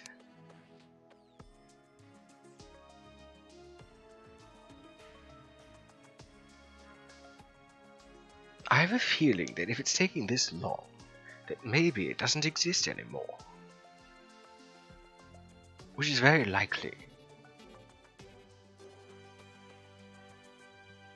After all, nobody was really playing on it for quite some time.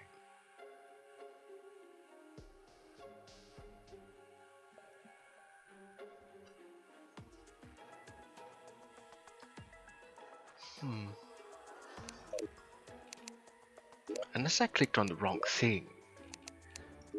No, wait, I did click on send it.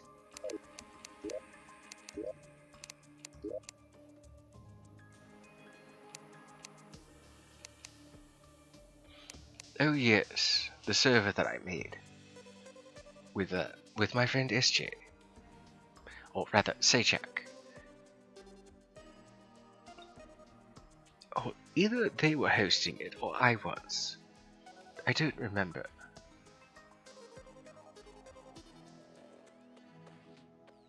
See, 127.0.0.1 is home for those who know IP addresses.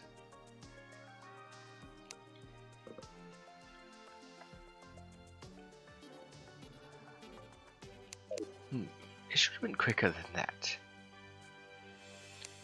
Well, if there's anything of interest to show, I suppose I can also show a world that I've had for quite some time. June 4th of 2015. It's a classic world. It does not have seeds available.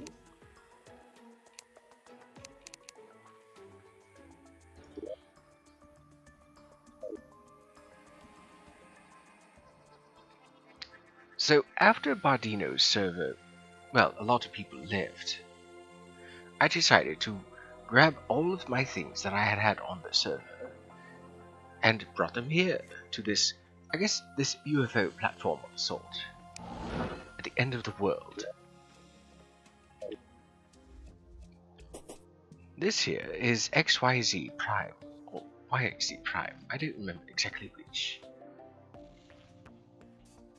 But my main character, that is not currently on here, yet for the sake of streaming, had built this. I had built this with my other character. This is a UFO, this is the NPC tree with a collection of trophies and various things.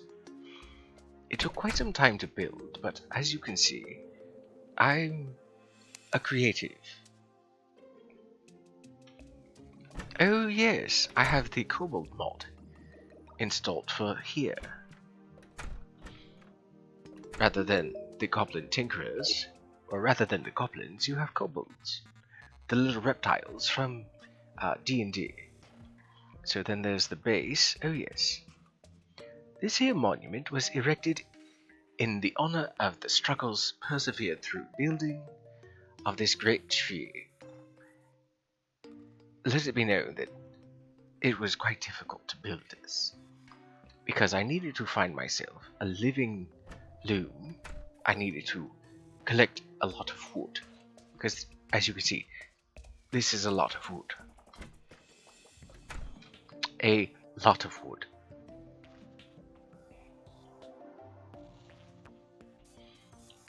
So here we have storage and creation, the old man, of course. I'll drop down here. Some other storage. The hall of something, I guess. The collection of things. We have the palm wood. Just all sorts of things. Of course, some things don't make any sense. Using sand blocks and bone, I guess, bone chest for desert things.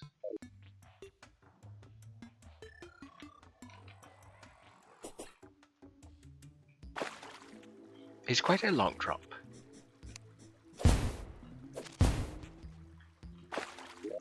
In here is the belongings of another character I once had.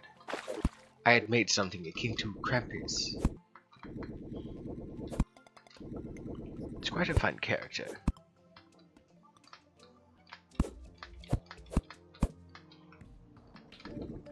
If only I could get my switch working. If I could get my switch working, I could show you all the worlds I have on there. Because I have Terraria on my Switch. I'm pretty fond of this. This is my Crimson Tower.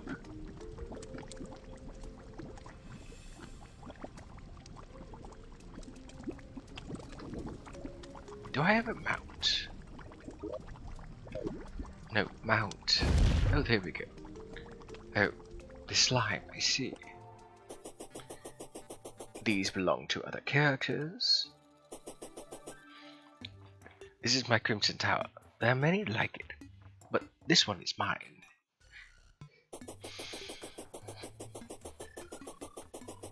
There's only one Crimson Tower that I've ever created, and this is it.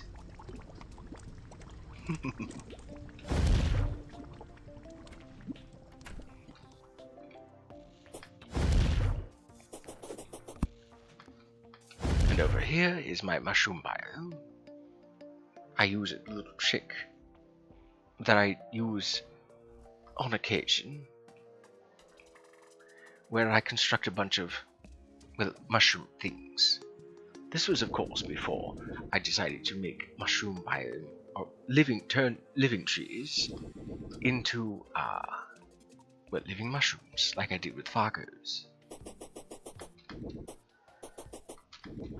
What else is there? Oh, wait. I know how else I can show. I have a subway system.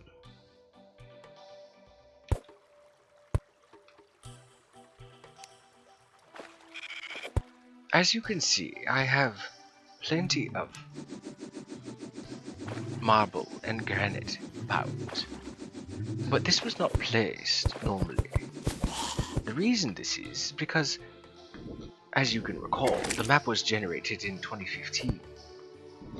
Many of the things that you see here, like the marble and the granite, did not exist in 2015.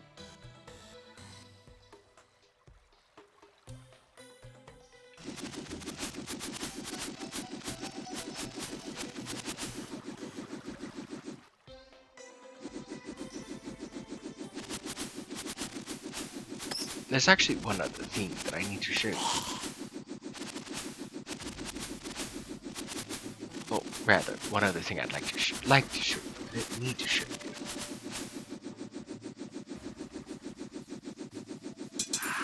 One of the other things that I had to do, because it was built in 2015, is I had to make an artificial desert biome of a sort.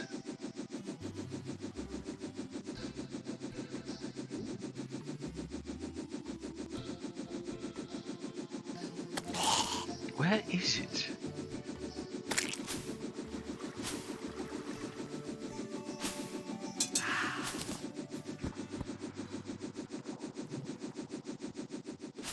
Oh, I must have gone by it. Well, I suppose I can just use a number of the tunnels I've built. While trying to cleanse the world completely,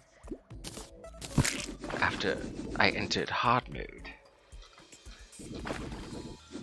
I constructed tunnels going downward. Actually, there's one right there, there's one right there, there's one right there. The reason I did this is because the contaminator can only go so far left and right.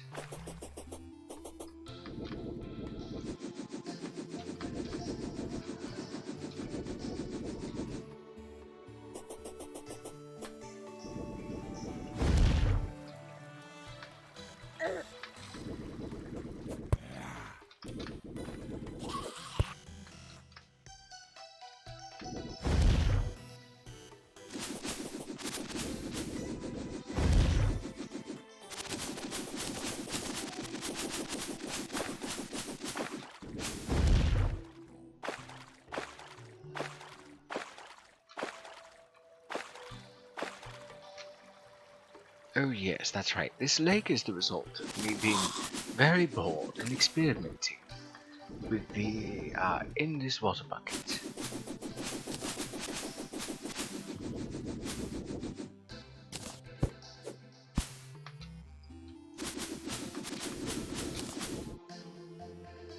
Now where did I put it?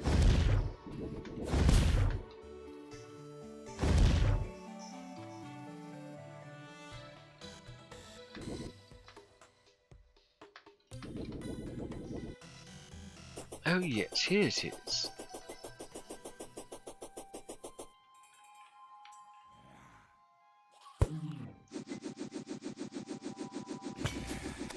As you can see, a plethora of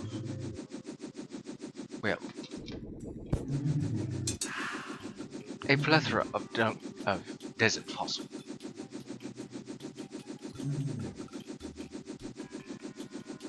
Because this world is that old,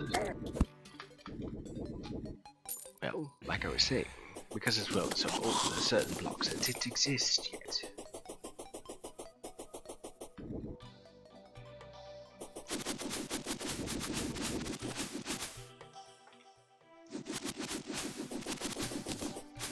There's a marine in chat if you wish to catch it. Do so while you can, or forever hold your peace.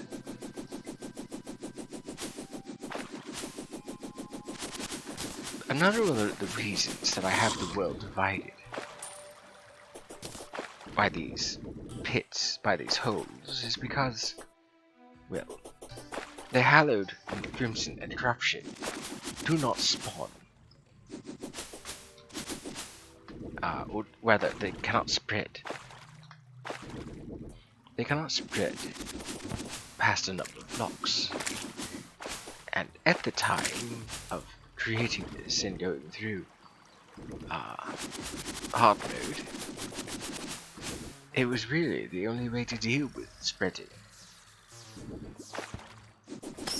Digging long pits. Well, not long, deep pits.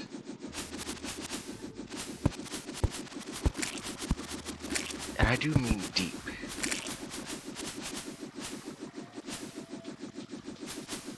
This was also a time when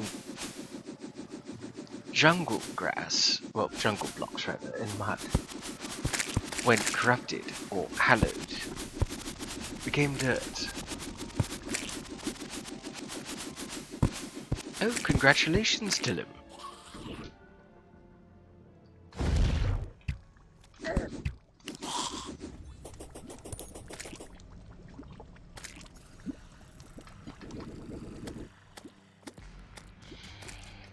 Yes.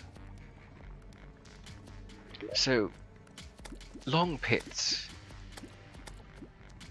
It's how I divided the world, kept it safe from, well, the hallowed.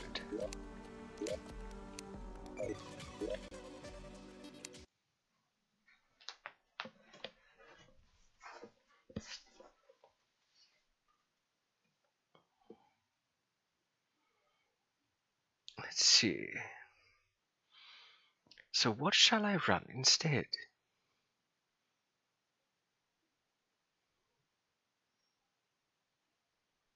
Hmm.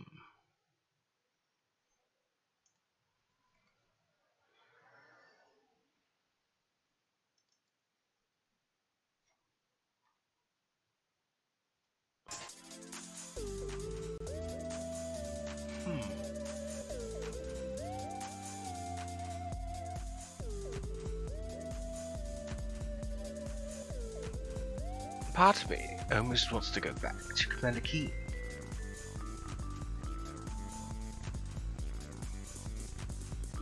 Almost.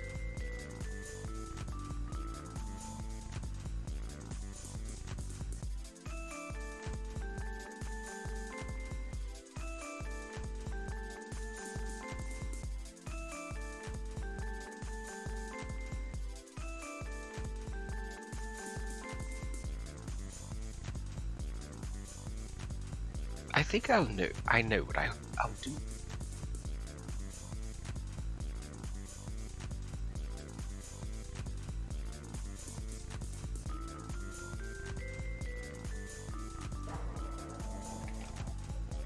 Oh yes, more plow trucks. Doing what they do best, being noisy.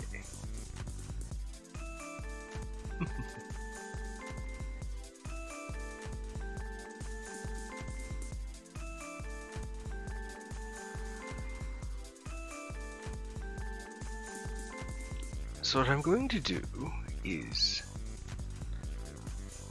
Starbound. My Aetherium Engine, actually.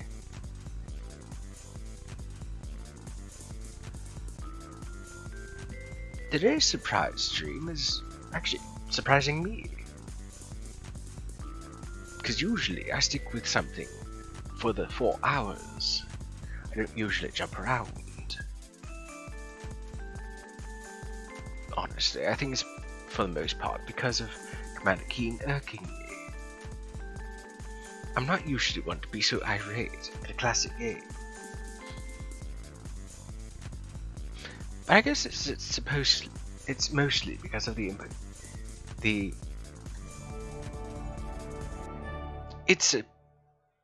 I think it's because of the own restrictions I placed on myself.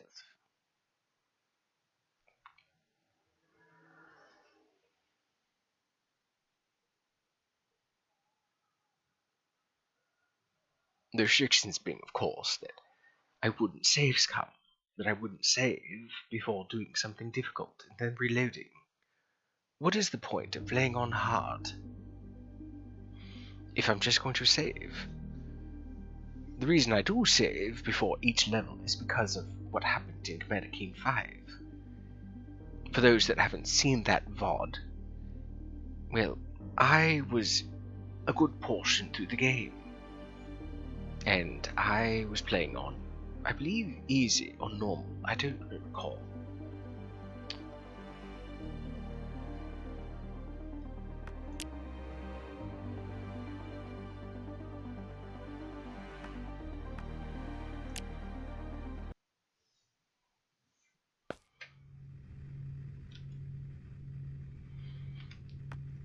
And when I had gotten to the secret level in Commander Keen 5, it froze and then crashed.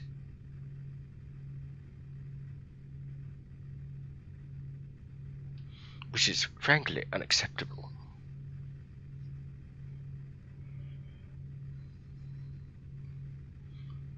I don't recall what I was doing.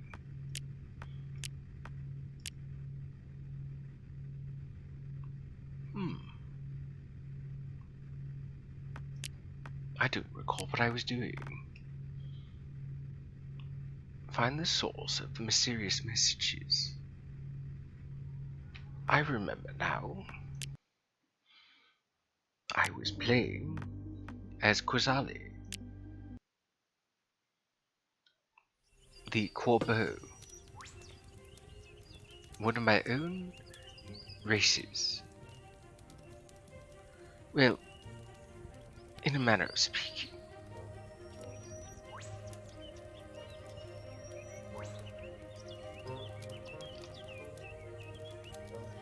I try not to put restrictions on myself, but I suppose a part of it comes from streaming, because I'd like to...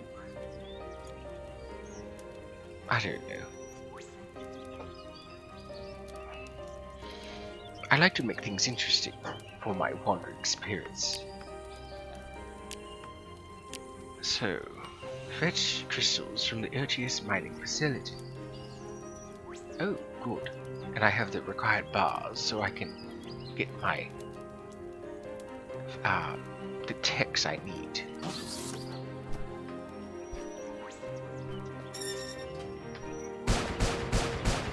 Well, there goes that. It's too bad that the blocks get destroyed. Well, there's something actually that I could put into my mod. I could patch out explosions destroying things as they do. And just really have them blow up the blocks. Like for example, when you have a creeper in Minecraft. They displace the blocks. They don't actually destroy them. Well, actually, that's a misnomer. They actually do destroy some of the blocks.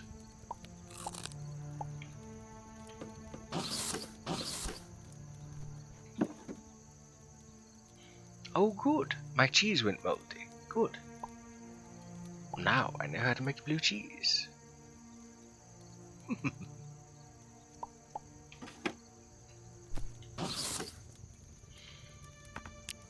So I need armor.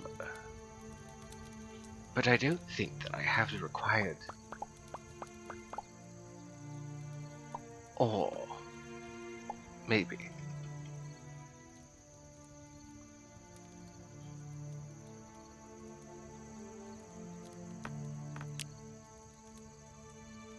Oh yes, plenty of hematite, or rather iron. I renamed certain things. Instead of iron ore, you can now find hematite. Some things stay the same. And then of course there's new things like gypsum. Somebody asked me the other day, actually, what it is that Aetherium Engine is. In a few words, Aetherium Engine is a quality of life mod.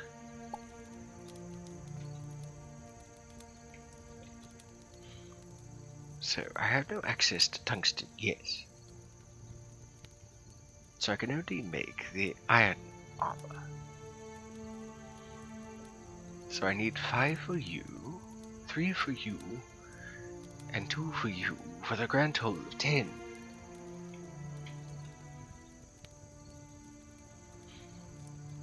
Oh yes, the iron scrap. You can melt down certain weapons and shields with a later advancement. Where is it?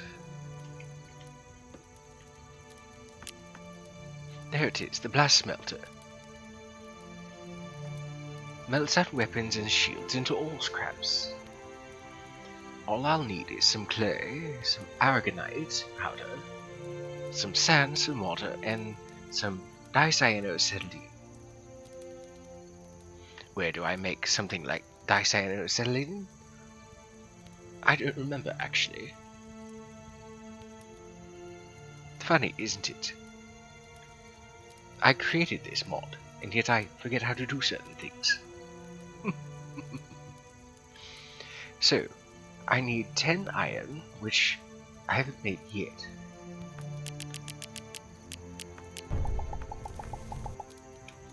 And then I need 5 woven fabric, 10 woven fabric, 12 woven fabric. I know I have a spinning wheel, okay. So let's move you. And here, put this down. So 12. And then I recall seeing string being something required. Oh yes, a penguin plush. Something that doesn't exist in the base game. This is something that I've added. Let's see. Cotton wool, woven fabric, and wheat seed. Oh yes, the koala backpack. This cute koala plush looks oddly familiar. It also looks angry about something. With the naming conventions of Chucklefish, they name certain versions in their beta. Angry koala and furious koala and certain other things. For a while there was also various happy, cheerful, glad, very positive giraffes.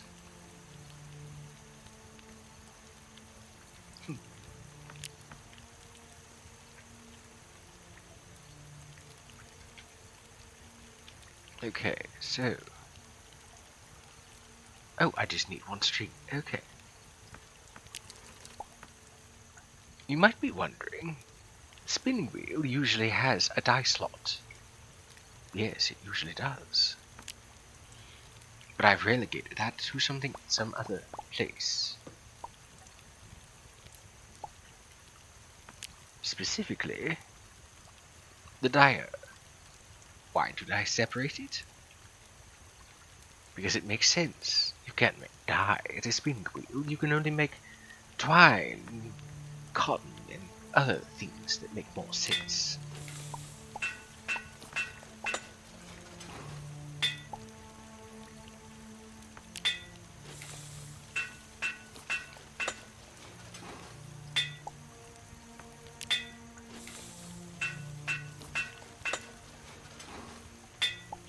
And there we go, armor. I have myself a shield, so I don't have to worry about certain things, so there's that. Even then, I can always make myself one. Oh yes, the combat shovel.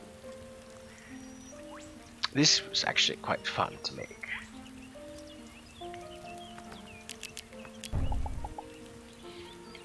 Oh, a ferret. Let's catch one, shall we?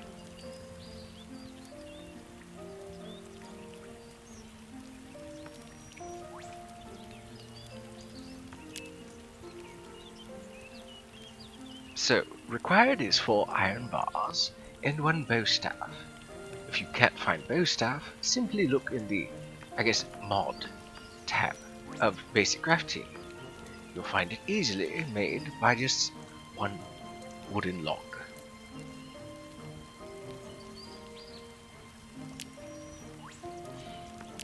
The combat shovel is really good for, well, digging. It's also good for, well, hitting things. But, like the name implies, it's a shovel. And unlike bombs, it digs.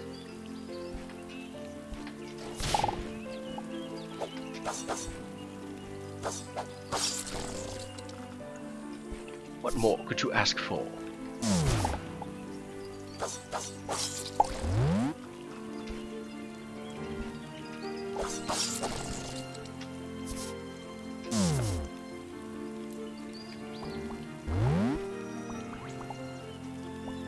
A shovel, or rather a tool that you can dig with and defend yourself with. Oh, and there goes the ferret.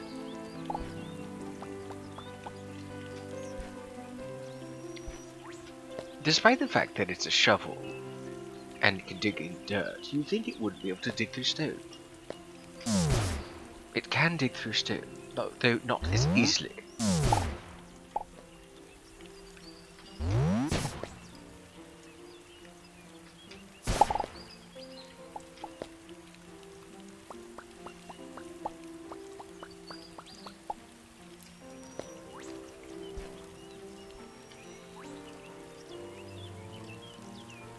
I believe it's more of a ferret than a rat, Dylan. Joking aside, yes, I too was hoping to get one. So, the ability that I gave it, the reason that it does that, is because it has ground slam, ability that I made. Okay, so... Oh, that's right, I had my net there, so I could catch things.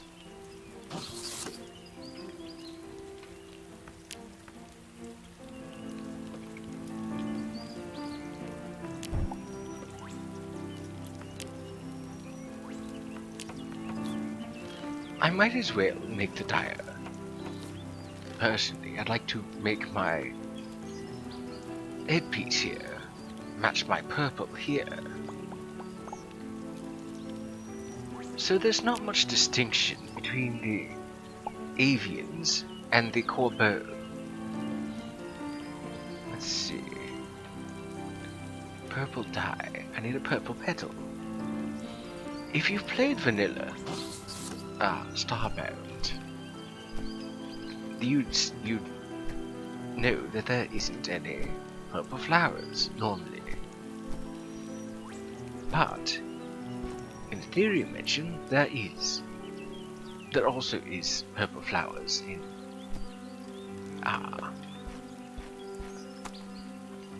in Fracken Universe.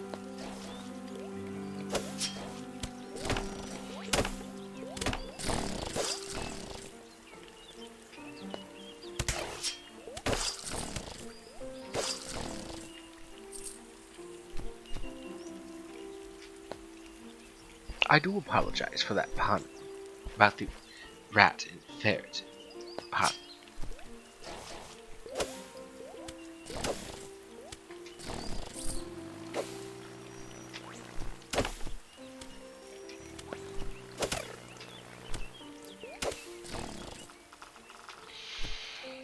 Hopefully I can find some flowers.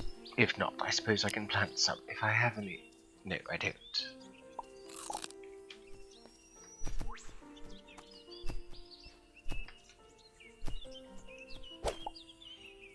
yes, there we go. Bugs. One of the things I plan on doing is using the tanning rack here in tandem with the bugs to allow players to extract carapace.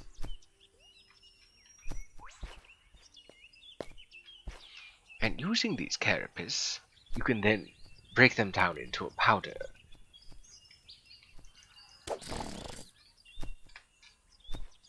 That powder, then combined with other things, can be used to make a more hardened carapace, which can then be used for armor. For those wanting to be a little more insectile with their weaponry.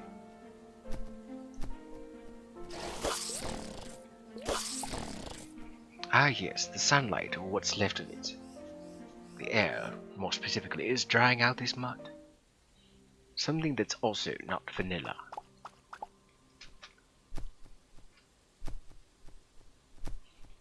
Oh.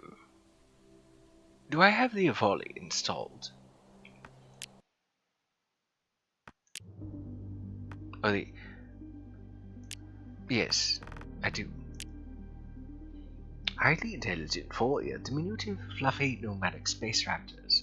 Known to be great hunters and singers, and are very adorable. Yes, they are.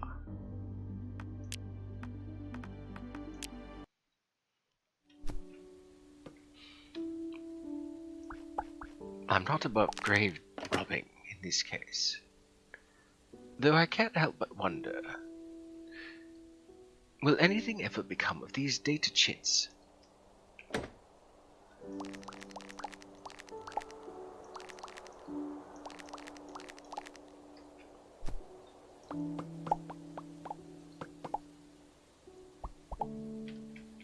Learned how to craft nano-canvas. I don't believe I have the required tech for that.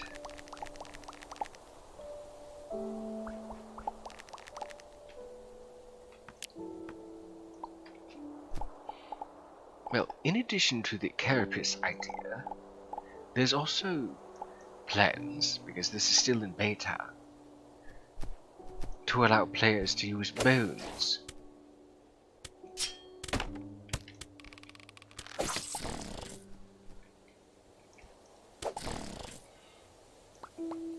I would very much like to allow players to make themselves look however they wish. Like some sort of savage primitive, or what have you. How many snails do I have? Okay, 2. I am running a little low on food.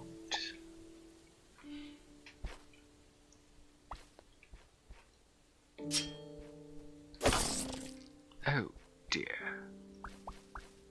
I was hoping to merely dispatch it. Or at least injure it enough, rather, not dispatch it.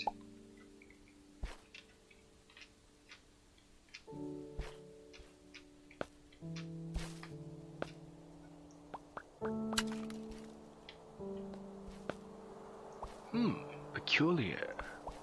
There's usually an egg when you harvest from a nest.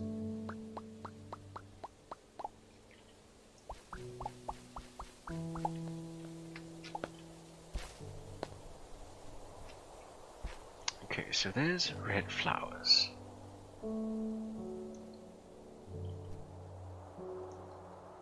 Yellow. That's rice.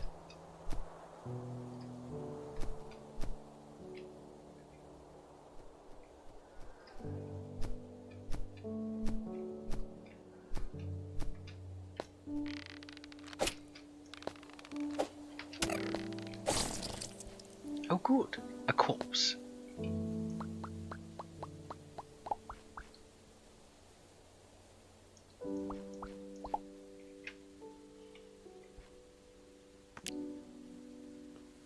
Oh, I have 2 corpses, okay.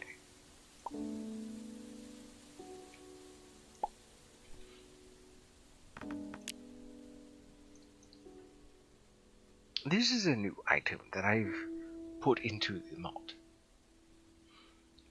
As it says right here, it's an extractor. It allows players to, well, deal with corpses. I now have poultry and steak, but I also procured some blood, some ligaments, and some bone. One might wonder, what would you use with blood? Well, there's a few things. I mean, of course, there's the flesh strands, because those have already existed, but this here is new to Starbound.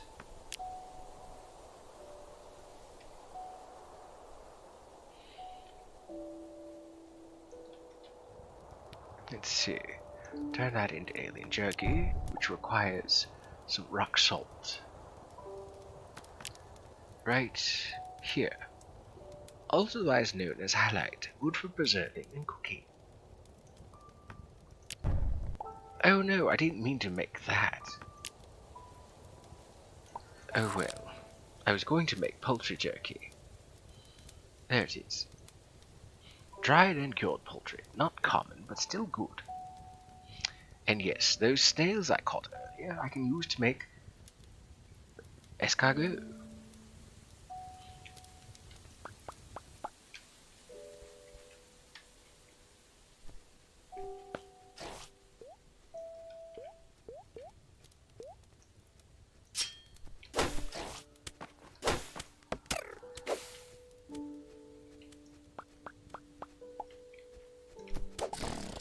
Ah yes, a hedgehog. One might wonder, learn to craft hedgehog. What do you mean by that, Kaibio? What I mean is that the players can make a pet.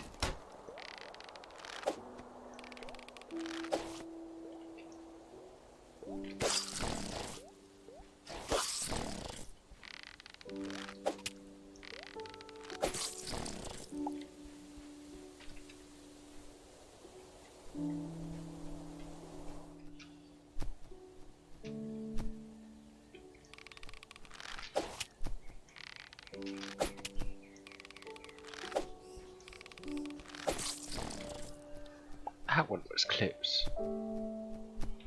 Some cotton. Seems I still can't find any. Oh, good onions. Those will come in handy. I believe it was available. Oh yes, there we go. Black pudding. Blood, wheat, onion. Otherwise known as blood sausage. This unorthodox food consists of blood, suet, spices, and oats. Just need to find myself some wheat and we can have ourselves a meal. A very hearty one. Okay, is this orange? It looks like orange. Yes, orange. Oh good, there's some wheat right there.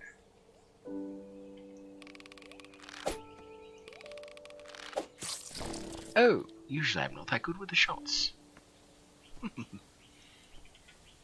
There we go, black pudding. Black pudding will actually increase my health more too.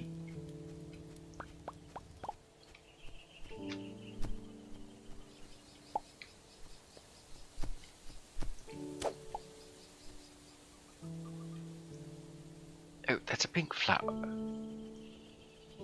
Red, blue. I suppose I can make purple with red and blue, though I'd rather find purple flowers if I can.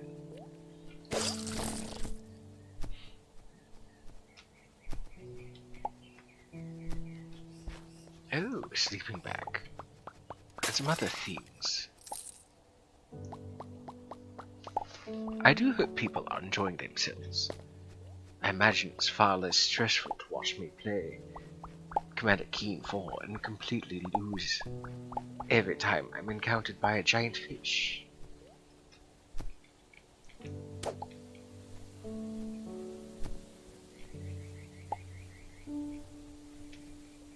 Oh, a chest.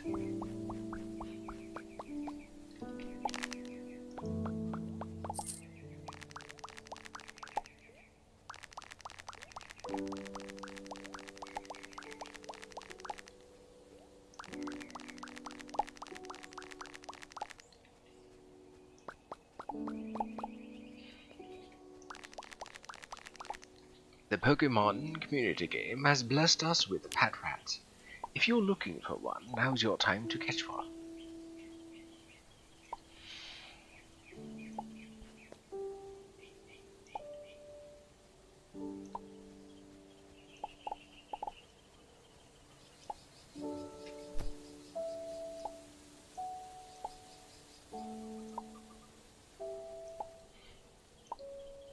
Oh, you needn't worry, everybody can catch it. If we all throw our Pokeballs, we'll catch it. Oh, well, somehow, some way, it manages to perform mitosis.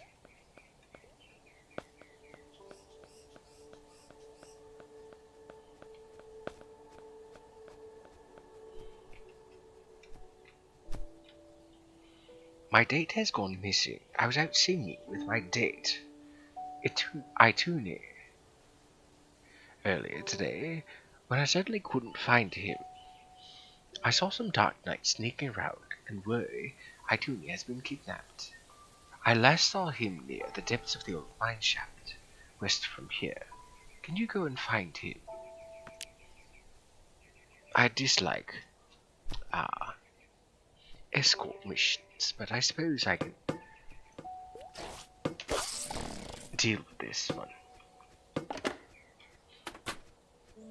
I do believe I've already been here, yes. Their physiology is quite strange.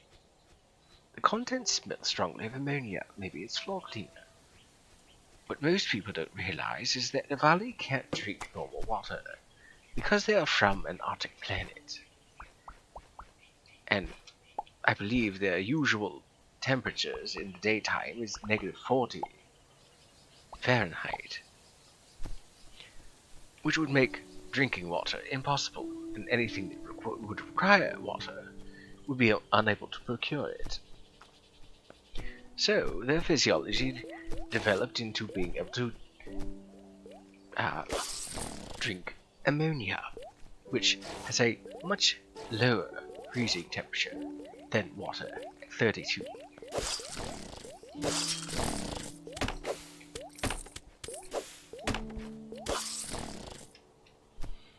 Thus, that bottle wasn't floor cleaner, but actually, basically their beverage of choice. They're very strange, but still quite cute.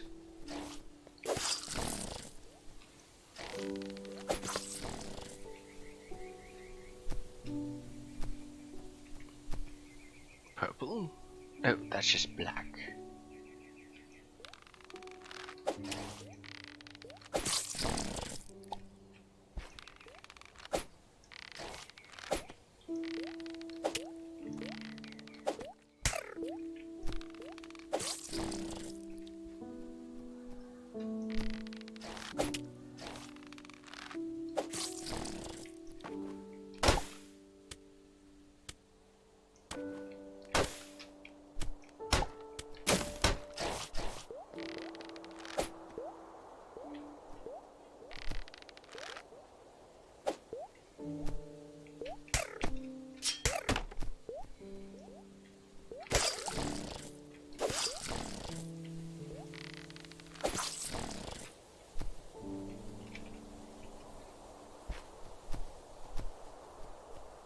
I don't think I'm going to find any purple flowers.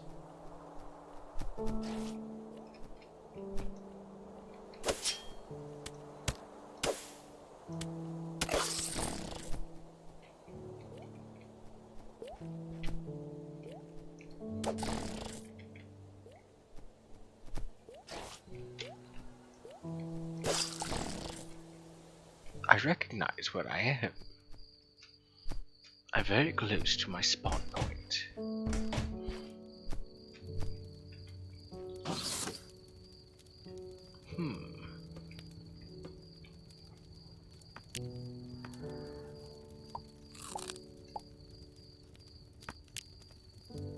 Well, since I don't have any purple, I can always make it by combining things. Of course, I need 5 petals for each.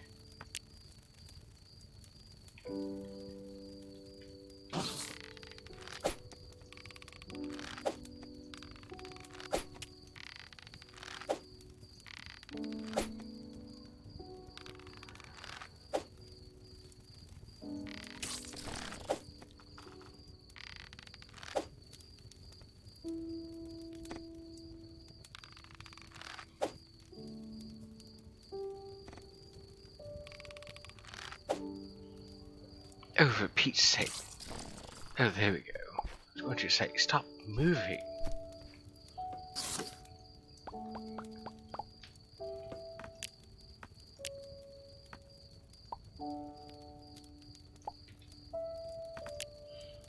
I do so love the soundtrack for Starbound. Even though I'm using my Aetherium Engine music replacer, there are certain tracks I couldn't bring myself to replace. A lot of the main ones here are some of them.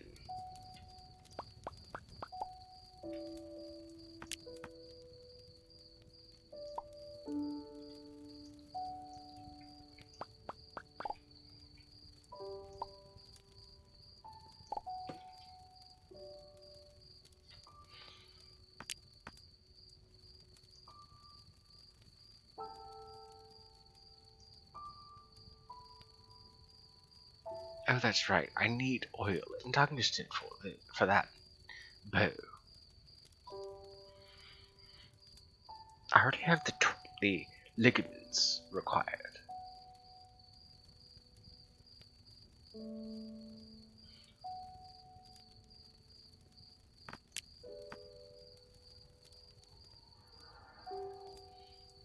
So many things that I can't create yet. Oh well.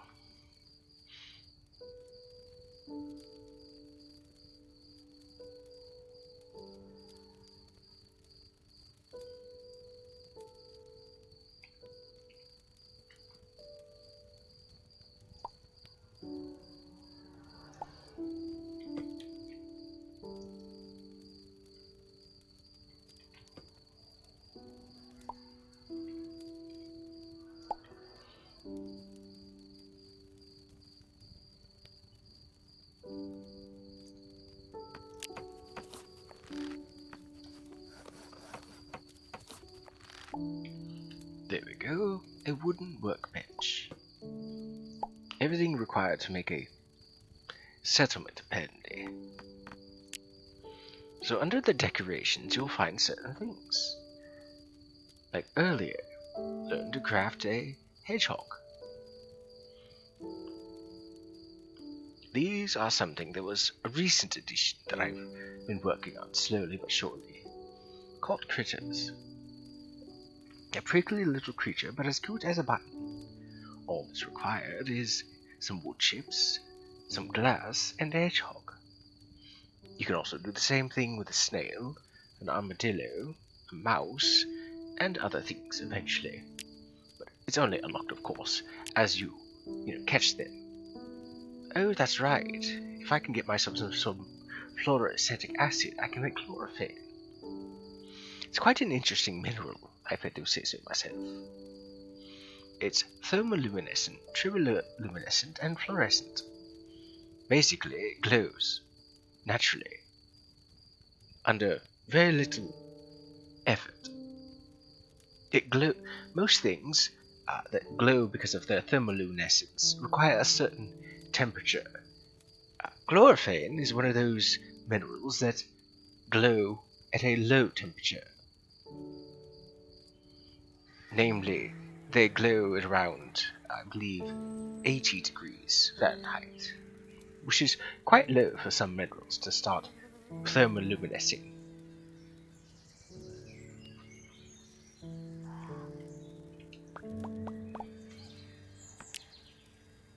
I don't think I'll be supplying you any more educational facts for some time.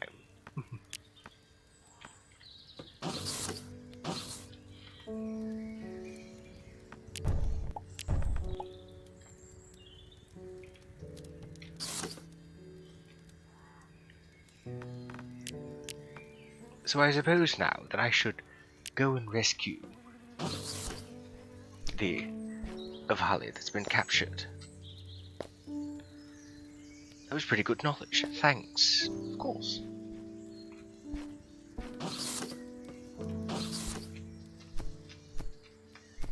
I wonder exactly where they are.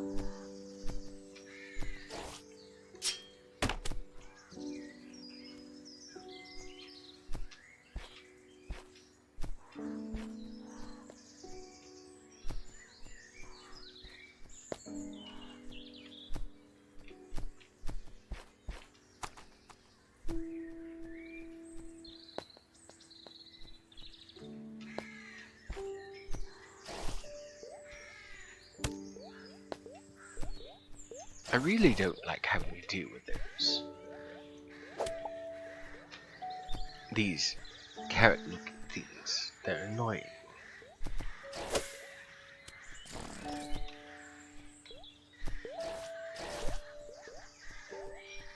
The game refers to them as bullpups.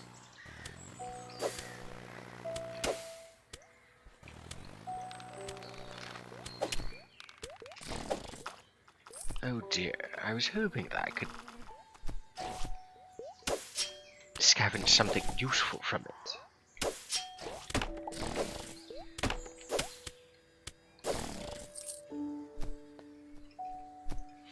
I've put a lot of time and effort into making these factoids as... well, not factoids. A lot of this mod is founded on the basis of actual scientific research. I've made mistakes. I've put a lot of effort into this mod.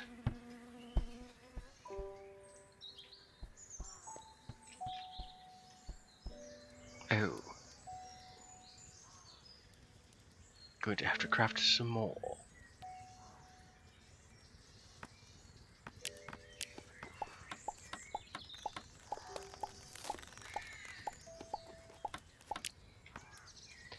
That should suffice.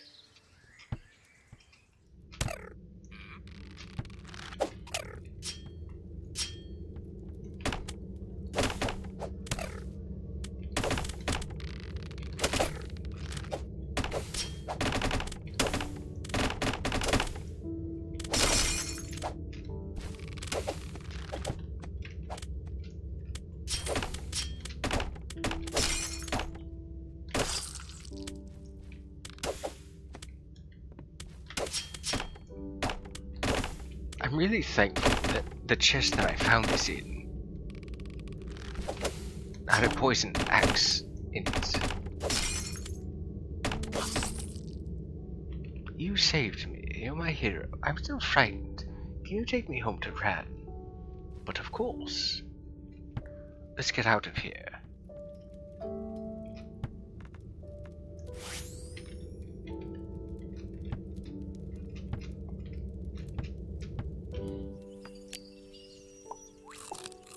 Actually, I really shouldn't be using any healing items. Especially since I can just naturally heal.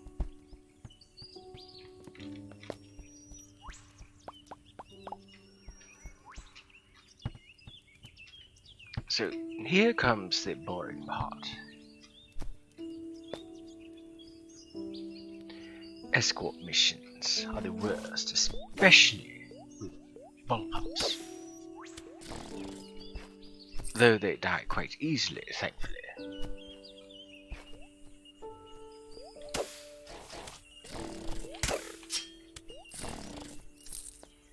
So long as this valley doesn't run ahead of me, they should be fine.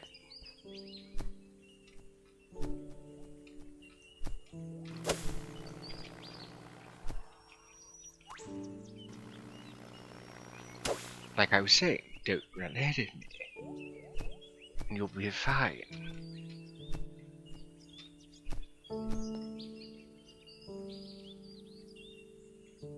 I've always disliked how slow they are.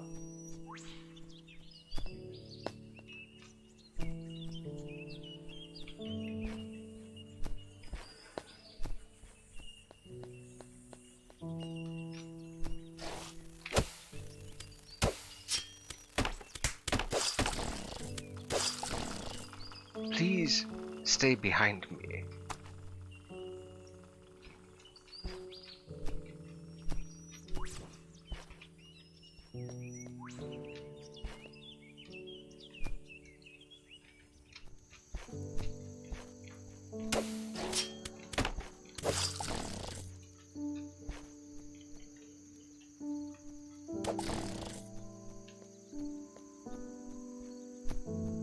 My plan is eventually to allow the player in my mod to be able to catch all these little tiny critters.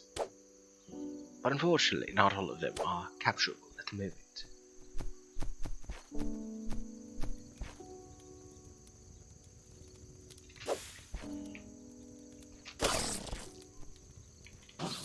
Why don't you come in here with me? It's safer. Oh, you'll be fine.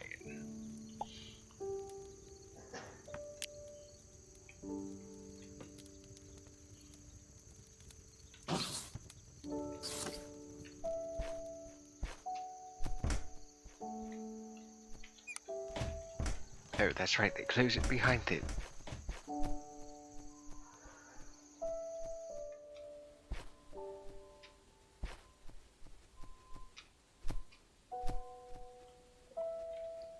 See? This dapper cat wouldn't lie to you, not intentionally at least. The polytoad split through mitosis, and you were both able to capture it.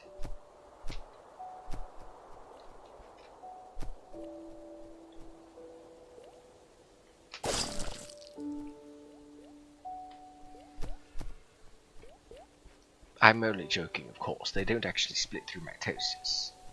It's just how the game works.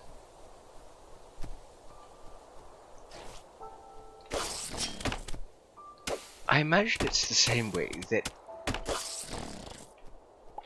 I imagine it's the same way that it works in Pokemon Go.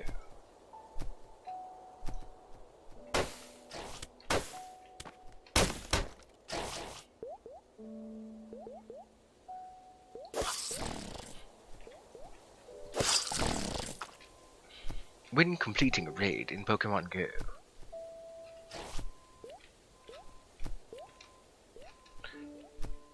you can catch multiples, or rather, everybody has a chance to catch the Pokemon in the raid.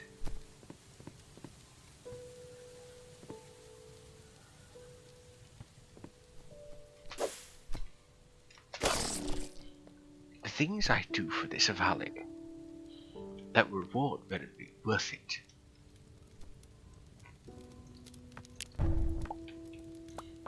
How am I doing on highlights? 10 left, okay.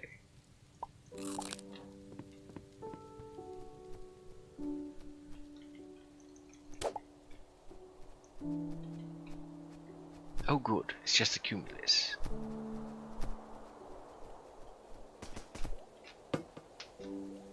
There, you're free, or rather you're back. You rescued Aetherium. I don't know what I would have done without you. These cumulus here are of my creation. They're basically a recolor of a creature that can generate. They also, of course, have a glowing property. Hmm? Yes, hello. Hmm? Do either one of you, any more of you, have any quests? Hmm? I suppose then that I'll be off. I do hate escort quests. I would rather them give me a quest in which they need me to defeat something. I'm more able to defeat something.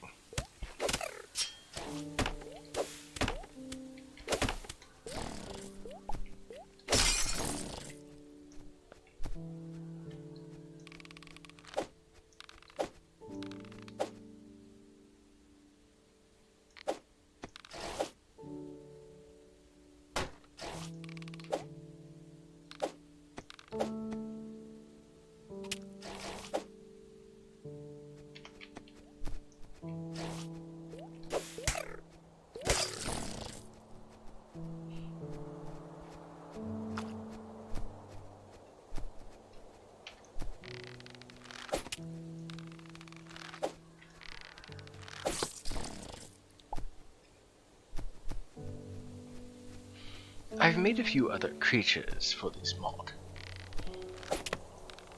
There's the cumulus. Then, of course, on the honey hive, there's the aphids. They're cute. Very cute. They're like aphids, but about as big as your average-sized dog.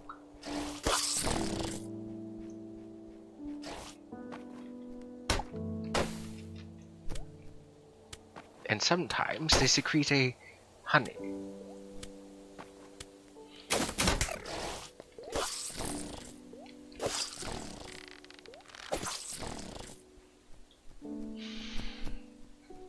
I suppose once I get off planet, I can look for a honey hive. I promise nothing, however. They generate as they will.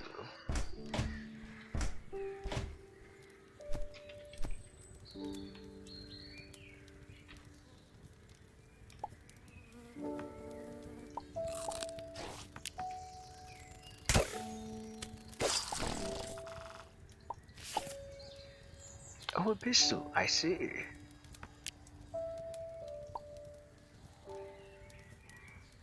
Oh, the tree is in the way.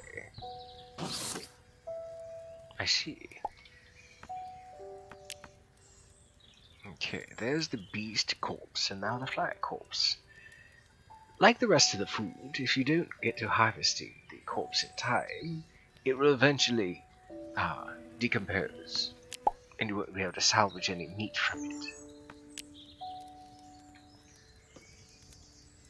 I've put some time and effort into this. Much love has gone into this, yes.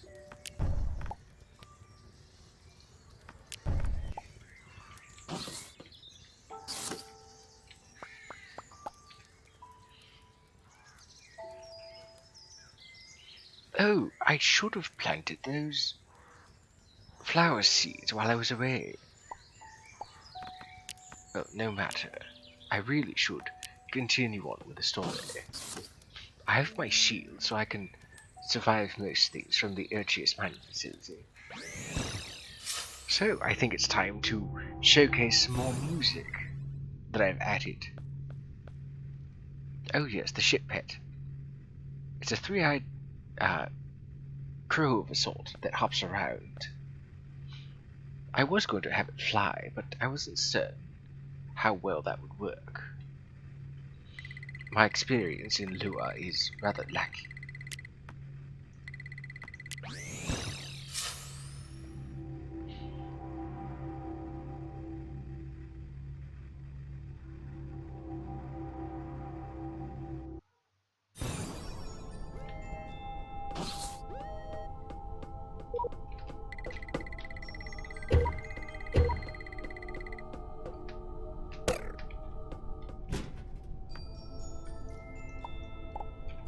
This music is from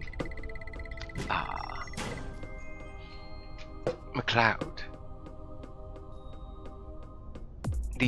It's the free music that you can get from. Oh, I don't even remember how to describe it.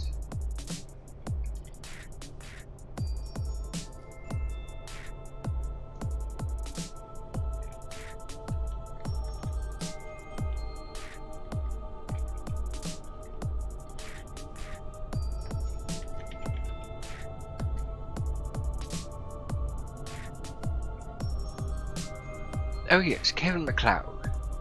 This is there's a bunch of music that I'm using under free license, under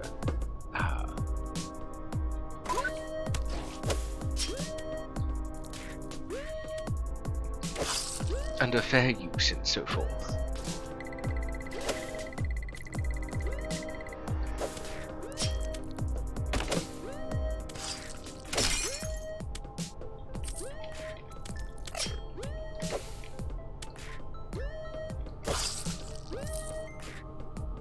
I don't remember what this track is called.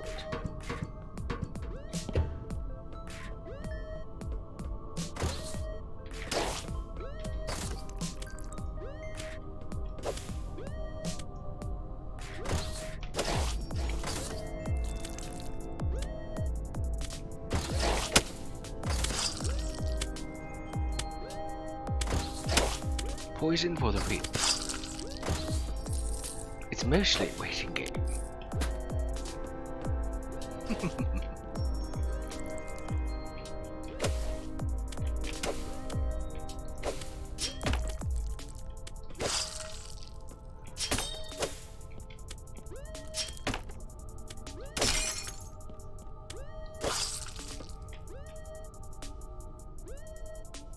I should be able to access the areas with this rope.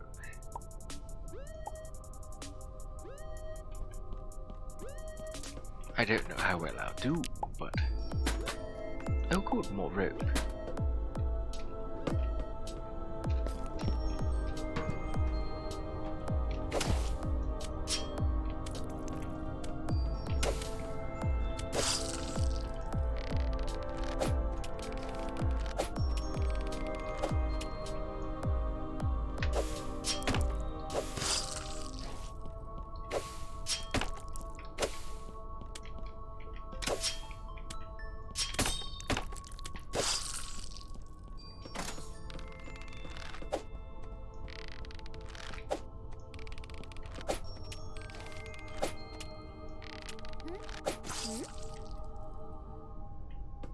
It really would have been nice to have your help.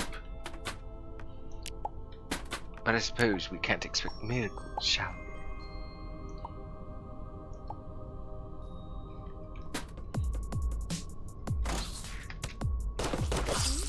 Oh, now you help me.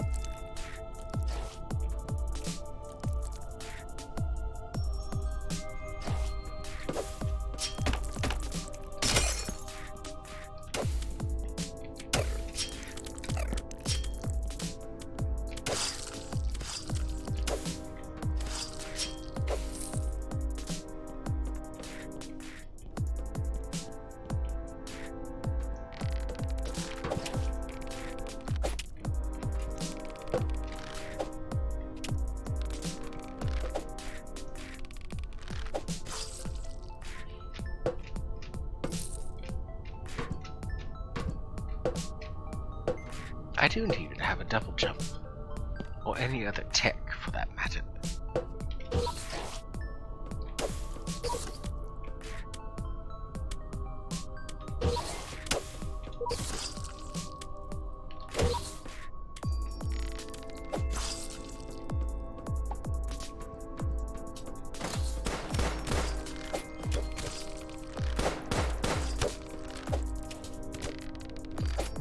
I don't know why I'm using this hunting bow.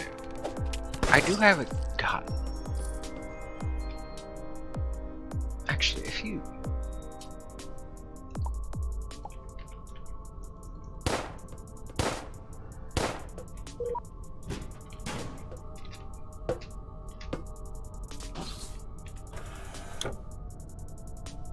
Oh, that's right. One of the other things I've changed. An old-fashioned space helmet, helpful in places with no breathable atmosphere. I've made a few changes here and there. Like I said, overall, it's a quality of life mod.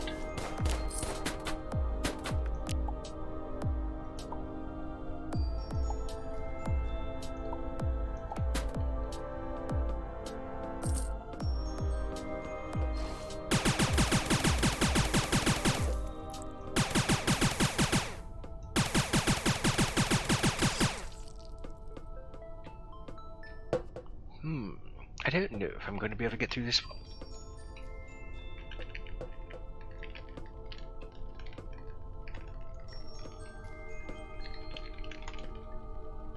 Using a method of crouching and moving, tapping the move button really, I can get through.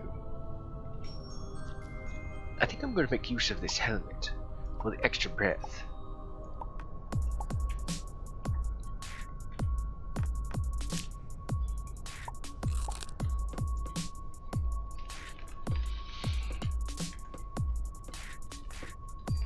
As you can see, I'm not really suffocating right now, yet. The helmet supplies I don't recall how much, but it supplies the player with enough air that they should be able to get through most places. This is going to hurt.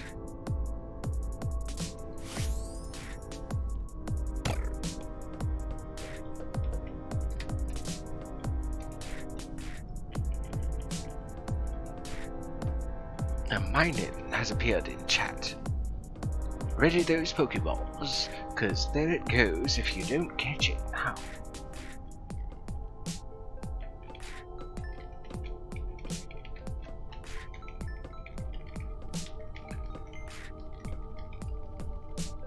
Oh no, there it goes.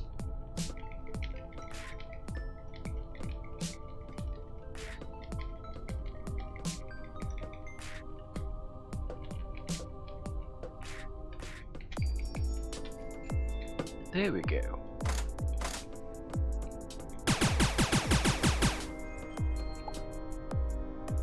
Actually, now that I think about it, there's no reason I need my net. So, let's use that. And also these. Do I need two hands? Okay, good. I don't need two hands for darts.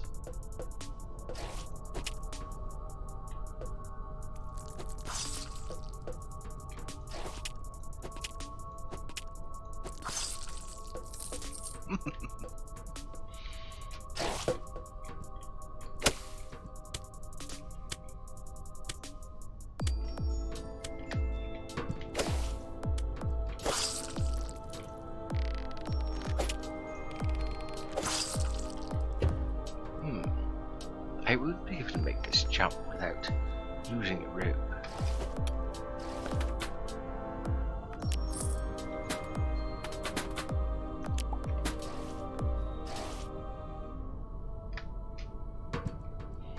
Of course, there goes my last rope.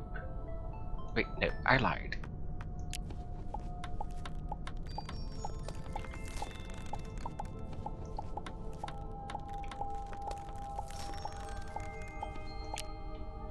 That should be sufficient. I do hope that this music sets the mood for a very strange occurrence, like the Urchius mining facility has gone dark. What is going on?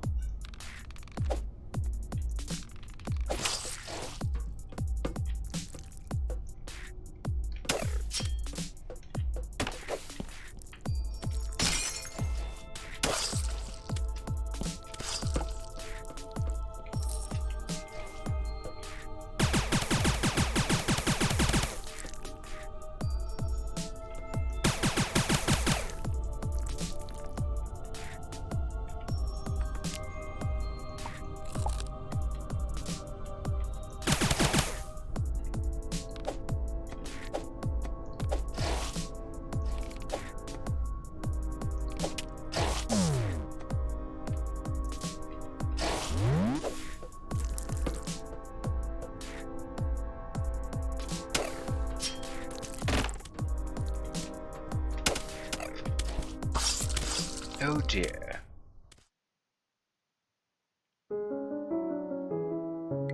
Well, you can't win them all.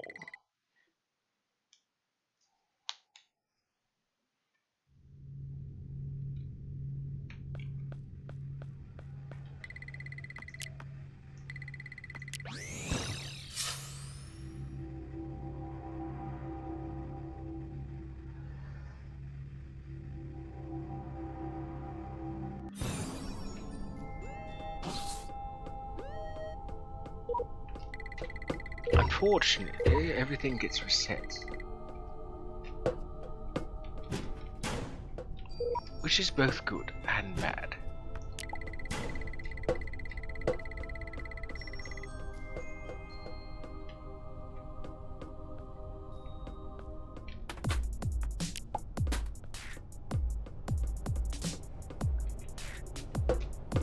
Honestly, I should have taken the time to make more supplies.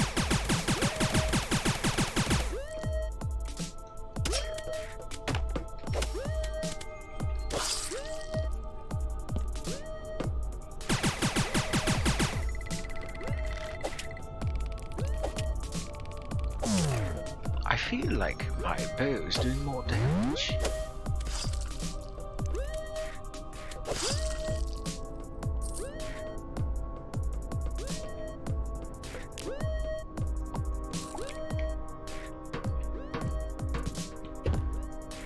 If only I'd gotten to over here. Not everything resets, thankfully.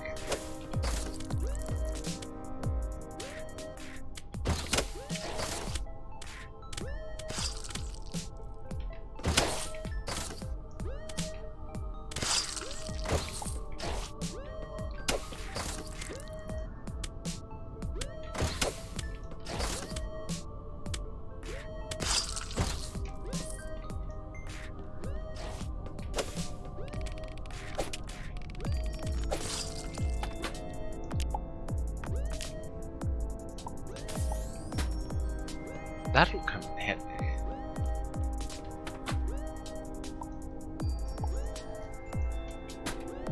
There's a rare chance that inside the loot here, and the loot drops from the monsters here, that you can encounter tungsten early.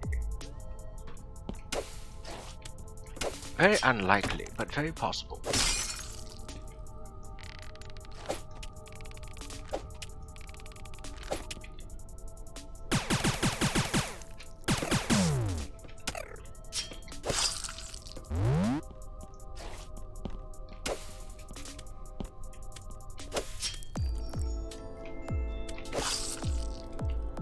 I think a shield instead of a flashlight do me some good.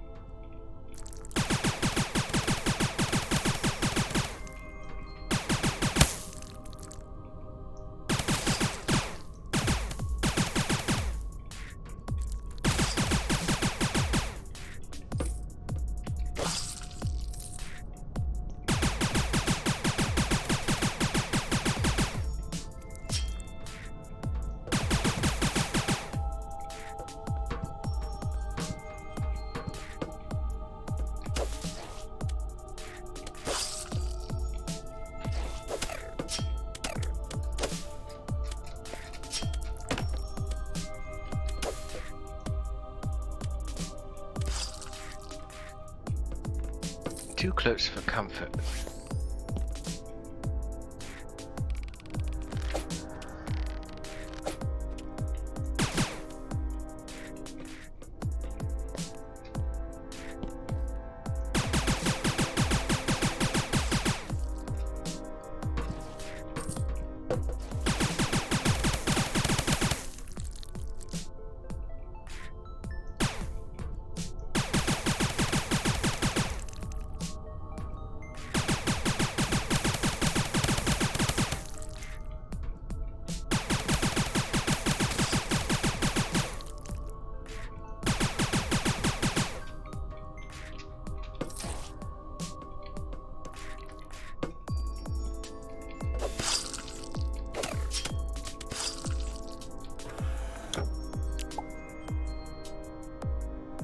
Friendly guidelines from the Aetherium Corporation to all of their employees. We kindly ask that employees wear the appropriate safety equipment at all times, behave appropriately and in a professional manner, report unfamiliar occurrences to Aetherium HQ before approaching on-site management. Have a nice day. A lot could that to them. Because as you find out later, let them die. Let them suffer.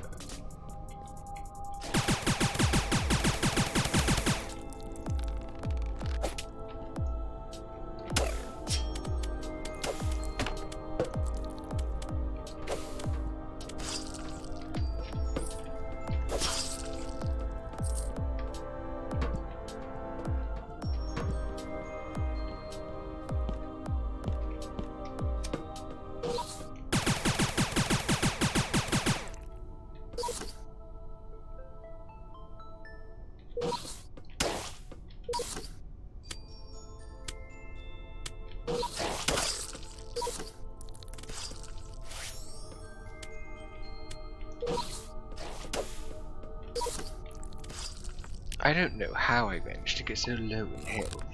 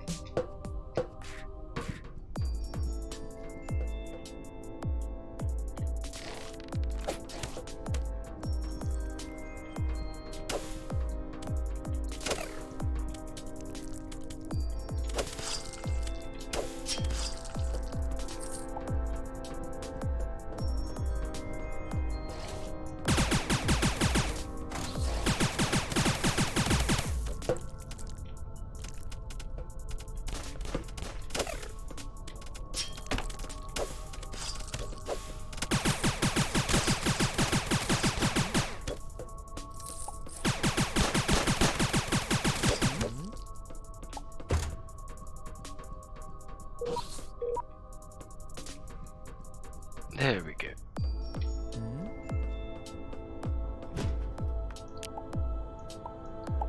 When you get out, you're handing in your resignation. I don't blame you.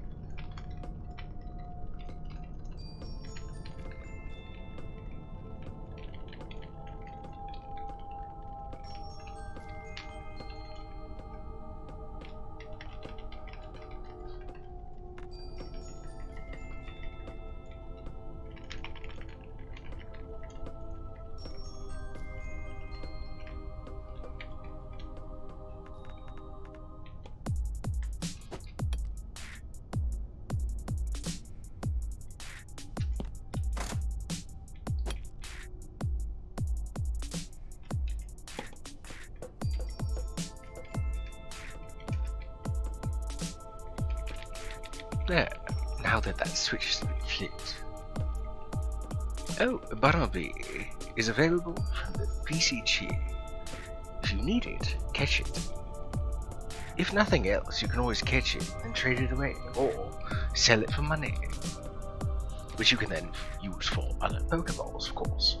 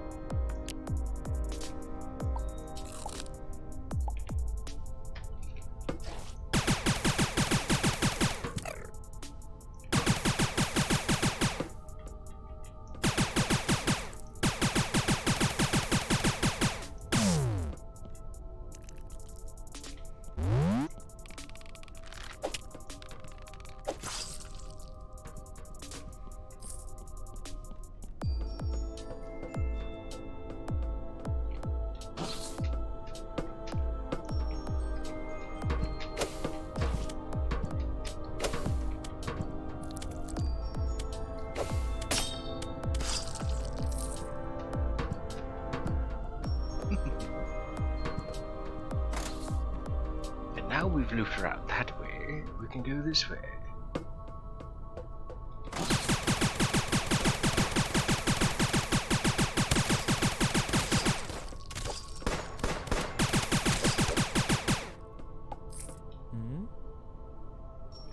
Rocks I can deal with those fleshy mutants, not so much. Perfectly understandable.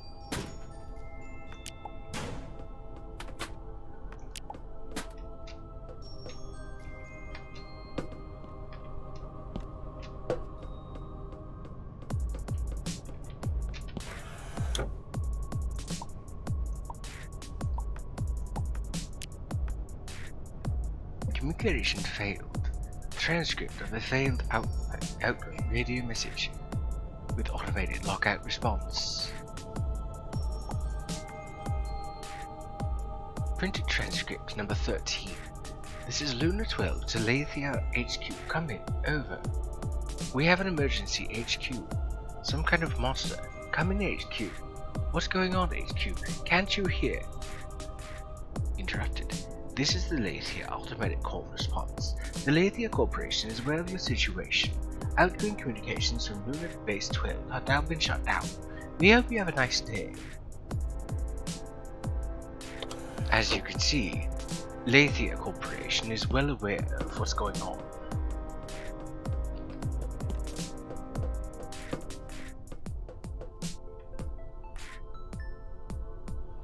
Now we just need to get to the switch.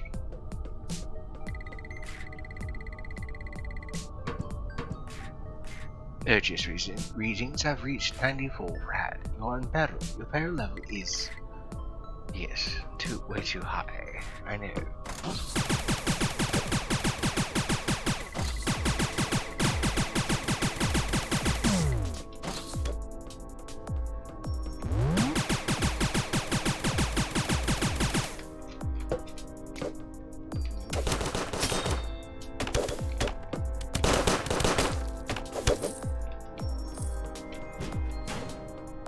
Of course you'd make it.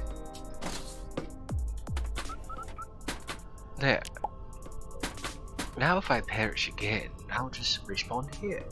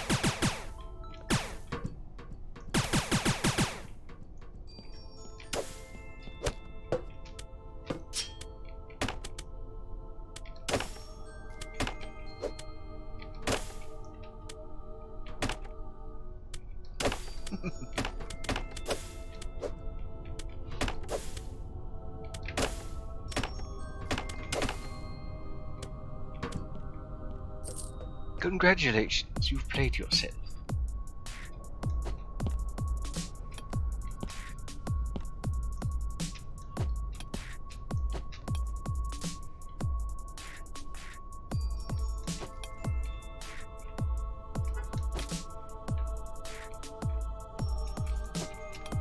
Oh dear.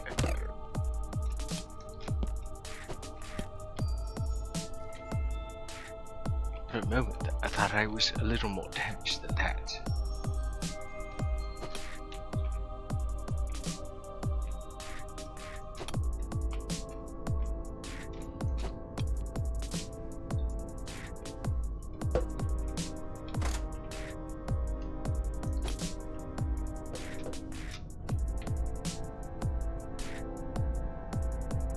Oh good, the rope goes a long way.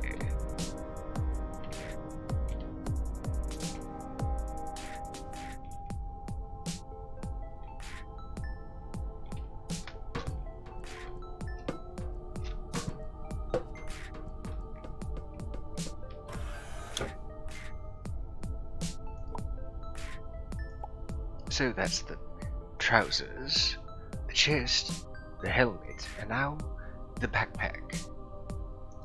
Helpful in no places without atmosphere. Oh yes.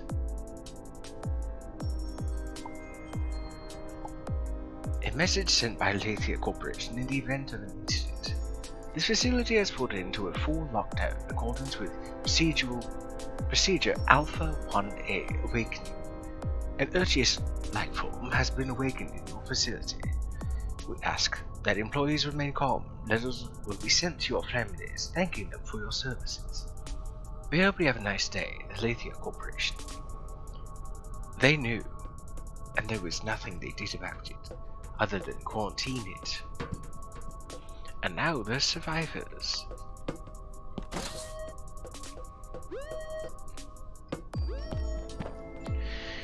Oh yes, now it's time to go down again. But now I have a lot more breathing time.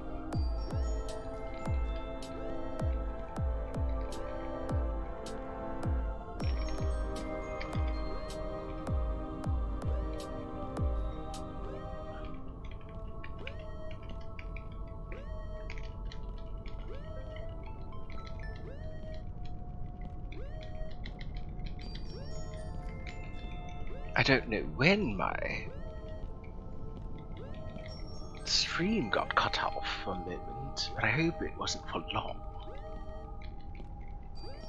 I noticed on my phone that the connection was severed briefly.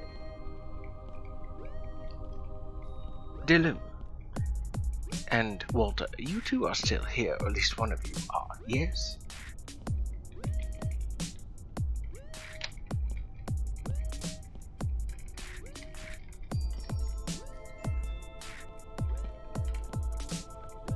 Okay, good. There. Normally, you're supposed to have the distortion sphere, a morph ball technology, if you will, much like in Metroid. But, due to an oversight, you can, well, crouch glitch, I guess, through these tunnels, since they're 3 high. Of course, if you're also playing the smaller valley, you can just simply walk through.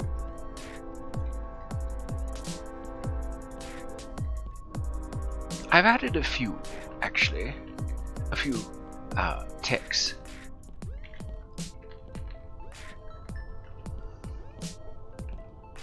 One such distortion sphere that players can now use involves sinking faster in liquids, primarily used for ocean exploration of the water, poison, or lava variety.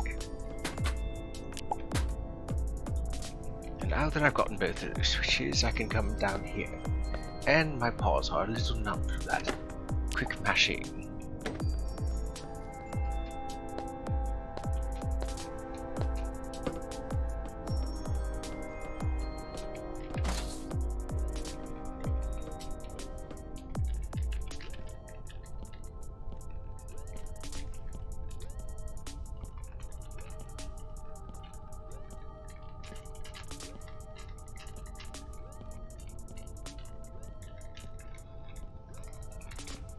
I remember some time ago that there was a challenge on TikTok where you had to press a button a number of times, and how many times you could get it in about 10 seconds. Using my more supernatural skills, I was able to do so in quite some time. It just reaching to 800 rand. Your current pair level is 18,000 mods. Hush, you're not helping. Okay, so I'm going to need my shield for the lasers. Going to need to heal up.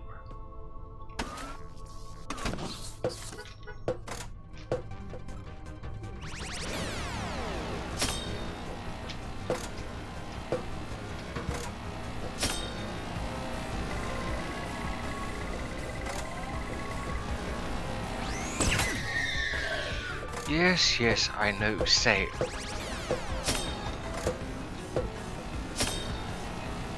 As long as I perfect block with my shield, I don't have to worry.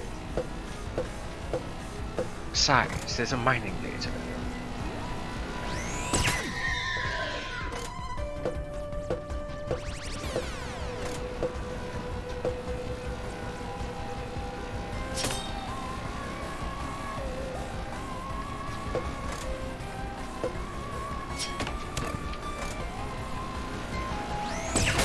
And down you go.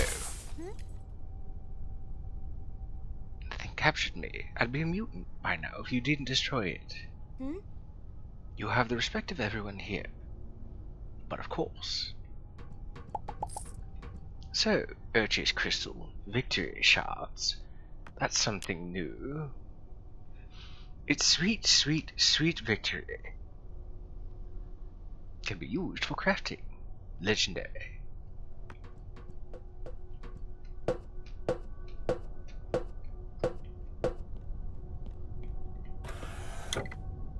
I don't know if I have any more room.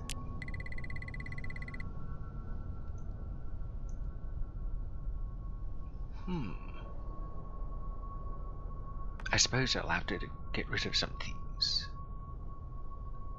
I suppose I don't need hedgehogs or... Oh. Don't really need flares, actually. The Urchius Horror. The diary of a lazier employed miner trapped by the horror. We are calling it the Urchius Horror. We have been trapped down here with it since the facility went into lockdown. And believe me, horror describes its nature perfectly. We found it in a deep vein of Urchius crystal, and upon uncovering the thing, it awoke. At first, we thought it was a sentient crystal, but a desperate attack with a mining laser cannon uncovered a single unblinking eye within. It fired streams of searing plasma at us, destroying most of our equipment. Attacking up close was impossible. Those who got too near were drawn inside it, transformed into mutant servants for the monster. We fled, and the mutants followed. The laser cannon was left intact. Perhaps a brave soul could go back and use it to destroy the creature. They would have to be agile enough to dodge its beams, and strong enough to defeat its corrupted lackeys. I just don't have the fight in me anymore. Actually, if you're really agile, you can dodge the beams, and activate the switches, and blast it before it can send out any mutants to deal with. A disturbing thought occurs. This thing could be a parasite. Who is to say creatures like this aren't all instead the source of the crystals? We may never know for sure. But I hope for everyone's sake that this plague never leaves this doomed moon.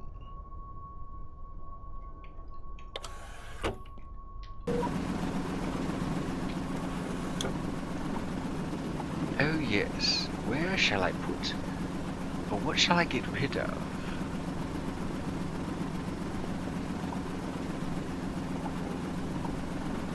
I suppose that would do. Congratulations on the catch of Tyrone, Dylan and Walter. As you may have also noticed, I also got myself some more Urchis crystals. I can use those for building and other things. So now that the Urchius horror has been defeated, of course. Now that the Urchius horror has been defeated, I can upgrade my ship.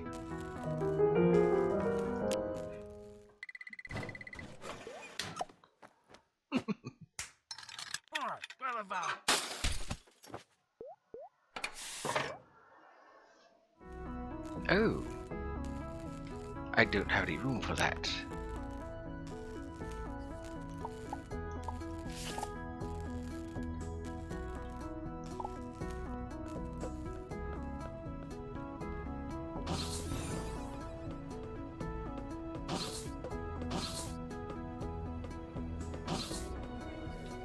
Well, now that this is open,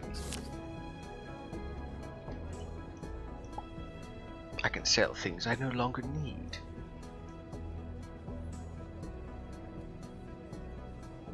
Swiftly bounding and erratic tree-dwelling creatures with russet fur loves nuts.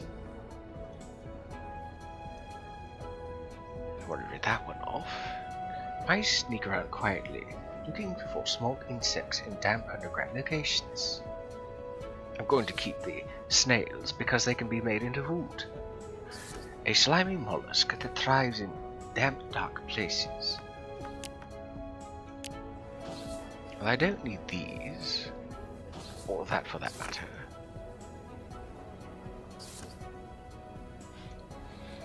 Don't need that. I think I might want to keep this.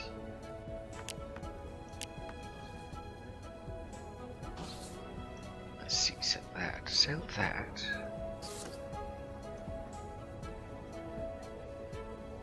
Sell those. Actually, I'll keep those. The victory shards are worth nothing, but they're still useful. Sell the cheese, I suppose. Now that I know how to make blue cheese, I wonder where I can make it. I do forget.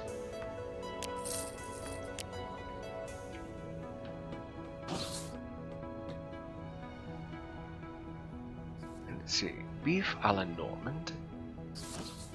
Oh yes, some of the other meals I've created here. A sweet, creamy, savory dish of meat, apples, onions, and mead or wine. Emari, aragonite, and canned food. A meal ready to eat is a military standard for food on long expeditions. Onion soup, baked onion, cheese, bread. Burning the onion broth shouldn't work, but it does. Let's see, what else have I created? Oh yes, the blue cheese. A rich blue cheese, milk, mushroom, biosample.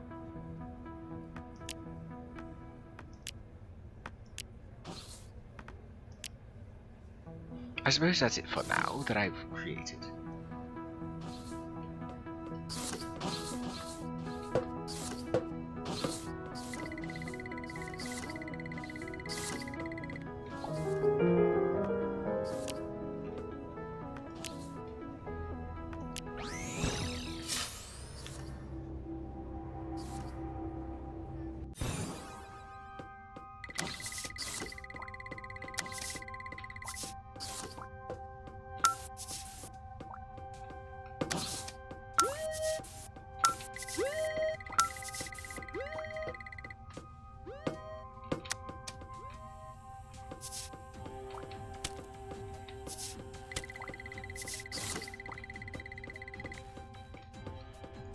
I wonder if I can block those.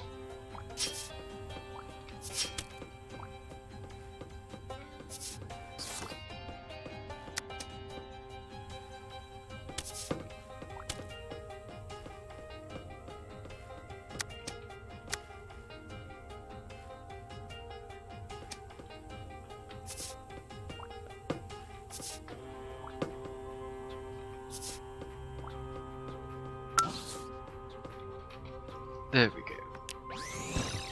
That takes care of the dash tick.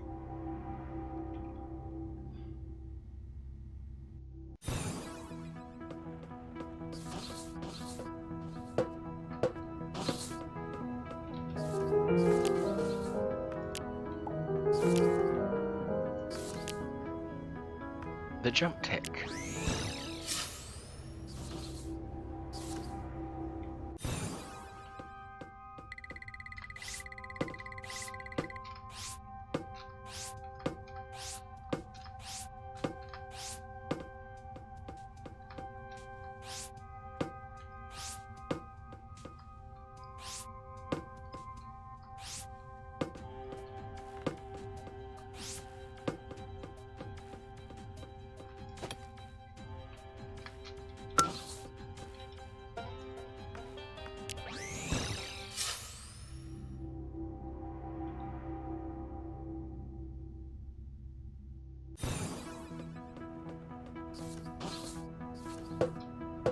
And of course, last but not least,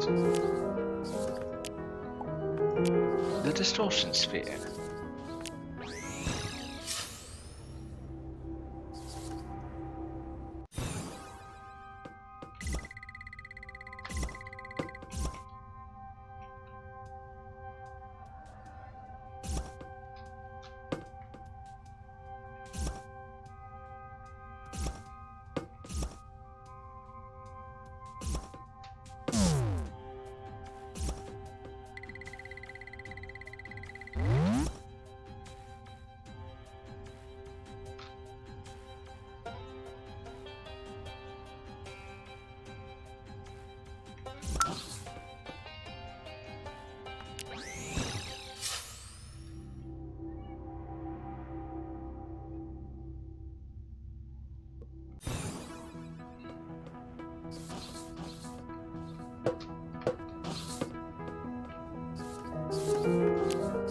There. So, one of the newer techs that I've created is the neutron sphere. Turn into a super heavy sphere and sink fast in liquids. Unfortunately, I only have, well, 4 tech cards.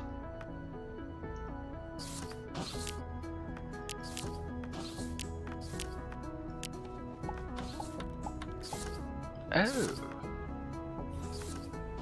I had enough tech, whatever those were, to make more tech cards. Let's see. Each one costs 8. I don't necessarily want the neutron sphere. Usually I go for the spike sphere. I'm also fond of the sprint and the multi-jump.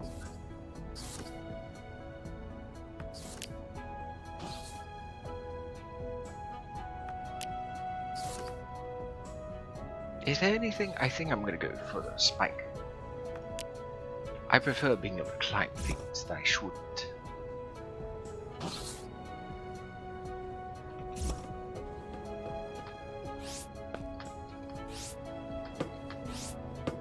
And at least I still have those other techs with me. Oh yes, a teddy bear.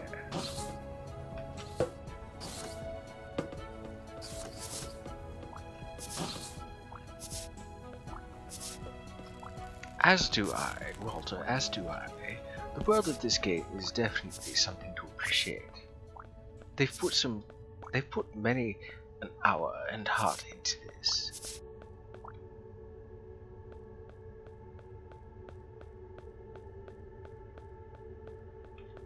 So let's see what Esther has to tell us.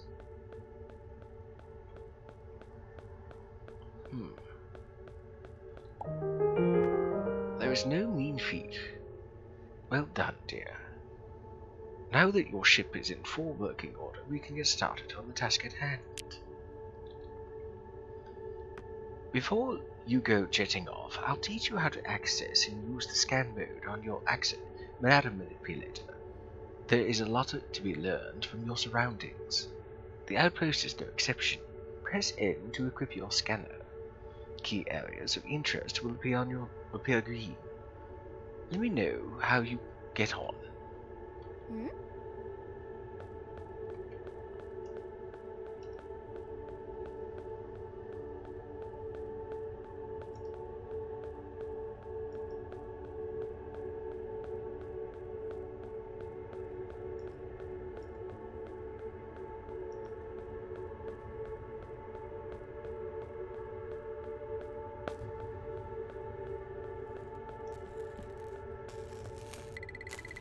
Oh yes, fun little fact. This ship here, or this bit of ship that this penguin is working on right here, used to belong to the beta version of the Untitled ship. It used to look like a koi, if I remember correctly.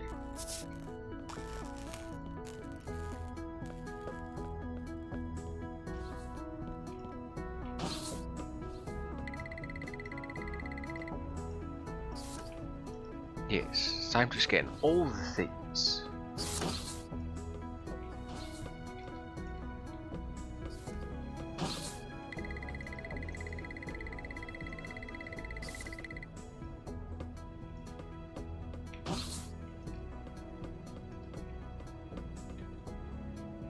Oh good. Crumpled up paper. That can be recycled.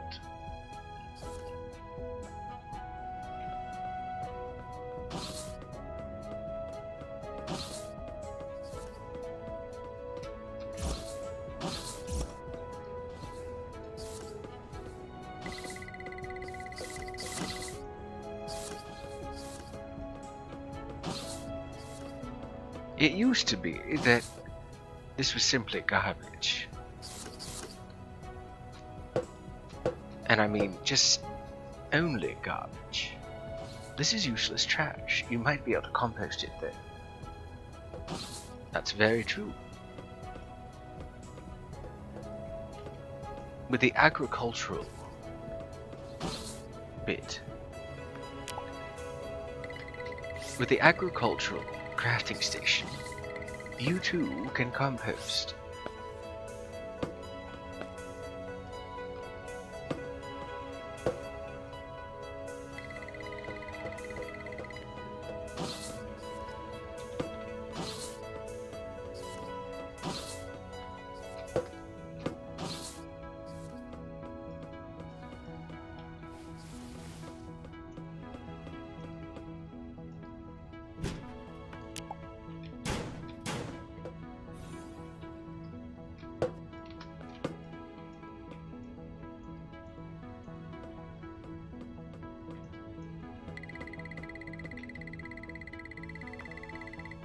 Help me out, would ya? Business around here hasn't been so great since my regulars are on the run from Dreadwing and his gang of crooks. Can you go and defeat Dreadwing for me? Come speak when you're ready, and I'll send you right to him. Oh, a Solosis has appeared.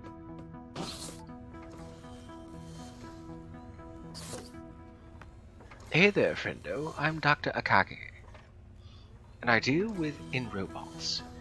So I have this experimental modular space mech in need of a test drive.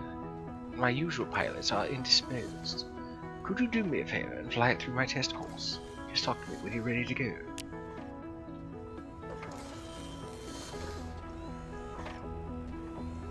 There, that's everything scanned.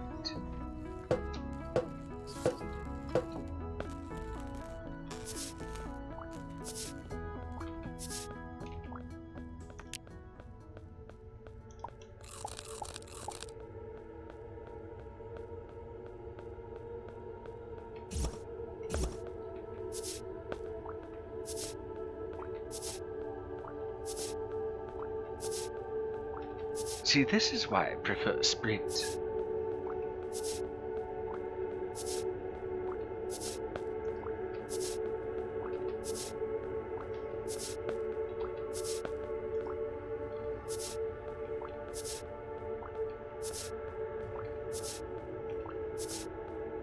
See, I don't mind the loss of energy, being allowed to sprint. Excellent work. It may seem trivial, but scanning is an essential skill that will be pivotal in our search for the artifacts. And there goes Solosis. Now that you're familiar with scanning, we need to start finding these artifacts, dear. Yes, the Florid one first. Their colonies will contain vital clues to its whereabouts. Florid live all over nowadays, but still prefer the dense forest vegetation of planets found around gentle stars. Good luck, dear, and thank you.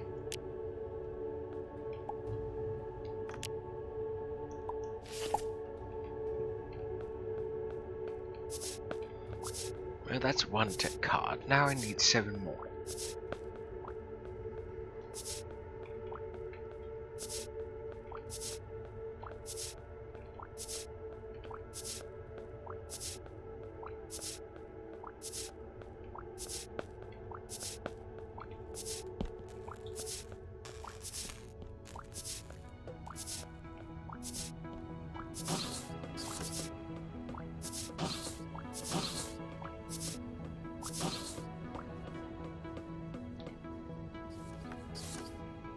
Greetings, I'm looking for someone to become my partner in crime fighting.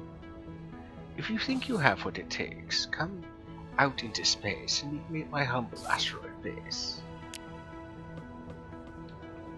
I believe I can purchase, yes, tech chips. So I'd only be able to purchase 6, and that would only get me 2 more tech cards. Oh dear, I guess I'm going to have to find another way.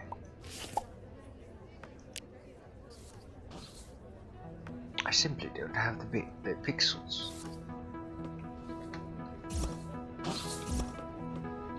But there is this, and I would very much like to have this. The Azimuth Tech Changer.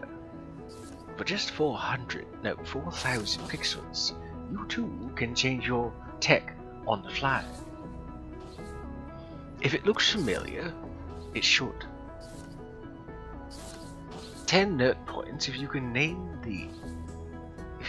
what this is based off of.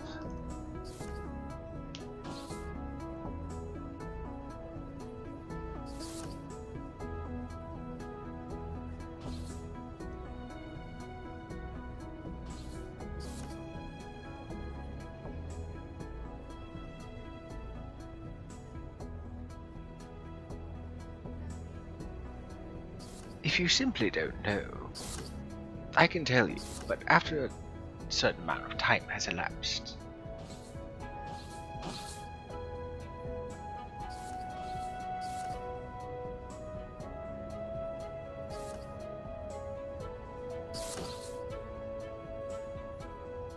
If you really don't know, I'll tell you, but simply let me know that you don't know, or take a crack shot at it.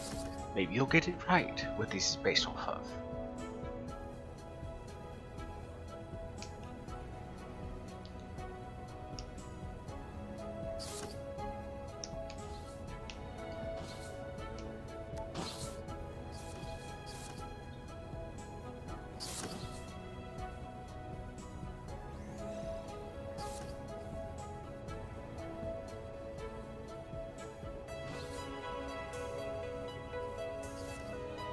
Well, that's quite alright, Walter. Maybe you, Dylan. Do you have any idea what this is? Or what it's based off of?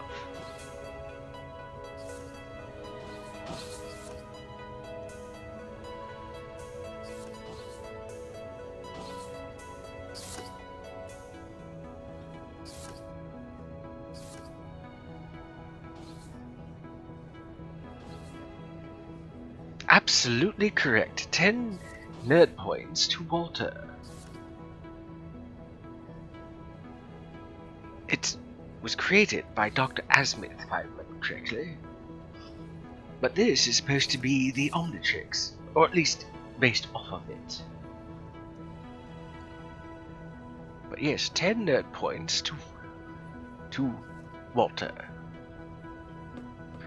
Now, I would get that, but unfortunately, there's no real point, since I really do prefer the spike sphere over the distortion sphere, though I do like being able to switch between this one, the neutron sphere, and the aqua sphere.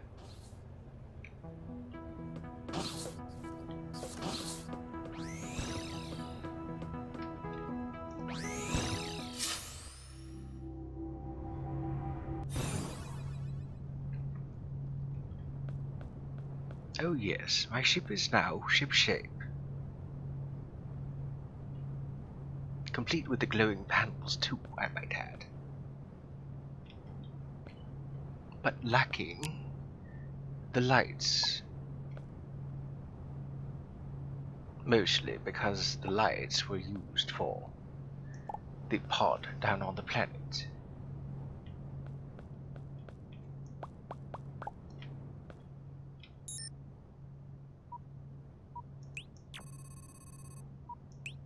Ah, so this is where I am.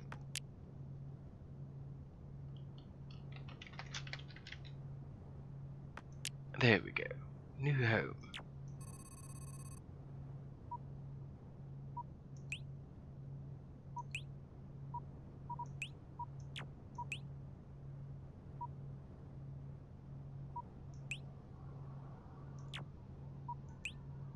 Not going to lie, I was hoping that one of my other things would pop up here in the navigation console. Not that it would matter, because I still need to do that test.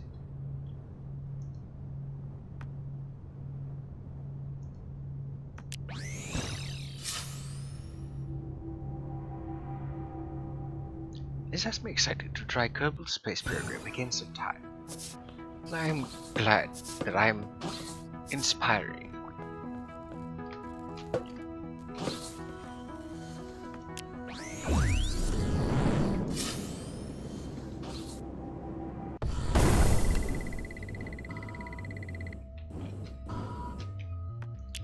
Let's get a good look at things, shall we? The 1x zoom is actually not usually available. This is actually part of a mod that I have installed.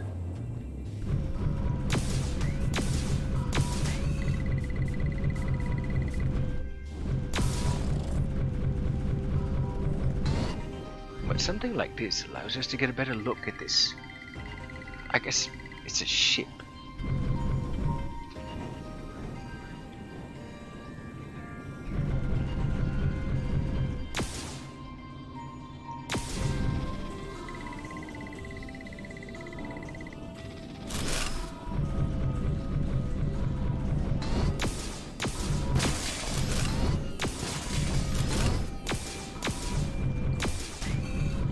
Most people don't usually actually notice this, but there's this thing up here.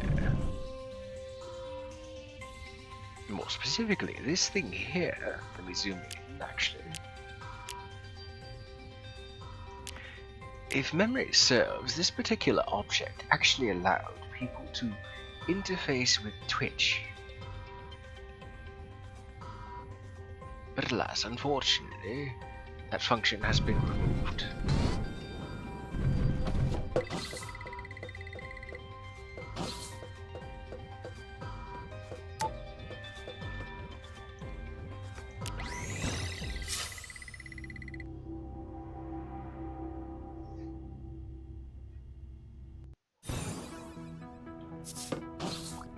So that's that. I now have access to my mech.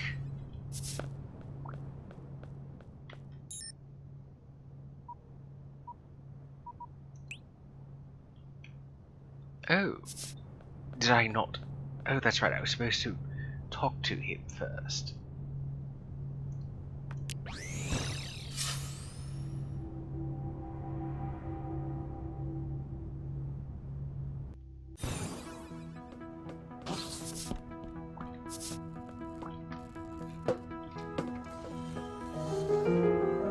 You made it back. That's not surprise in my voice, it's elation.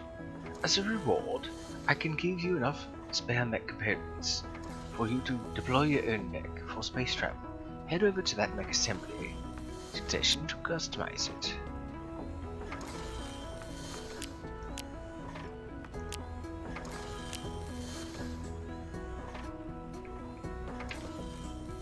Parts and labor. I'm working on a shiny new mech weapon, but I need some help gathering some pieces.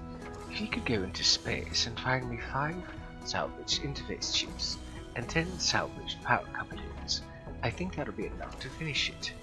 But of course... And then of course I can make more things here. I usually like to make another drill arm having 2 drill arms allows me to mine more quickly.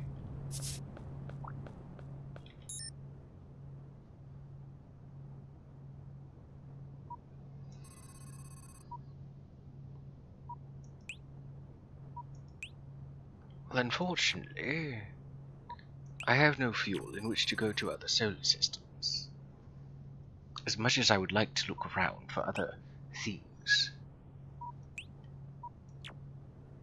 Perhaps another time. But speaking of time, it is that time again. It has been 4 hours. And I grow weary of streaming for the day. Oh yes, there we go. Composting this plant matter allows me to have rock matter and compost liquid. I'm going to at least put these in here first.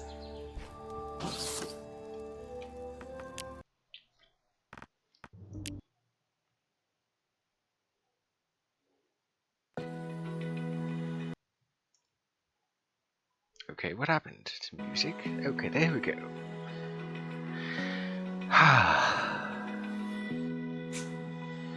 So I don't know what I'm going to put the category as. I suppose just chatting really, because that's mostly what I did. I did play Commander Keen, I did play Starbound, I did play Terraria. But I suppose really I'm just going to have it be just chatting. I certainly had fun, and I do look forward to seeing all your, well, names, but I assume smiling faces, when I next stream on Tuesday.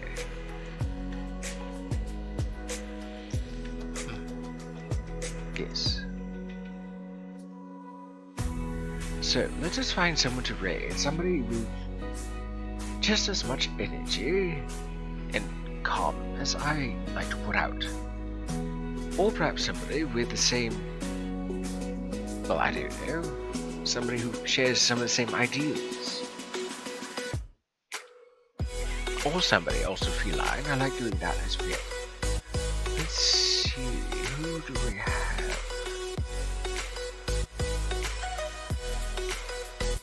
Well, there's Bardino. I was speaking about him earlier. Let's see. Oh, an unpheasant. There's an unpheasant in the PCG. I think I'll raid Bardino. I was talking about him earlier. So let's go give him a shout out, shall we? So, as per usual, if you missed today's VOD, you can find me on Twitch, or rather, not today's VOD. If you missed today's stream, you can find the VOD on Twitch, YouTube, and any clips I've made. You can also find on my TikTok under the same name of the dapper bakeneko. I stream on Tuesdays, Thursdays, and Saturdays. Tuesdays and Thursdays are Terraria, mostly Team Mod Loader. I'll be starting up Calamity Mod on Tuesday. On Saturdays, I stream just about really anything. And I stream from 3:30 PM to 7:30 PM Eastern Standard Time. I try to pride myself on being a variety streamer, but I am mostly a Terraria streamer. I'm also quite chill, for those who know me. If you like to have chill streams, well, feel free to tell your friends about me. And whoever else. Anyways, that's all for now. Oh. Let's see. Channels intended for mature audiences. Okay, where did the raid go? How strange.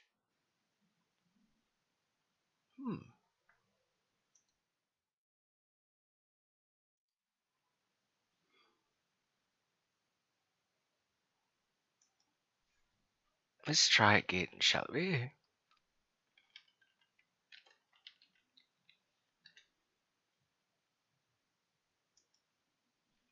peculiar.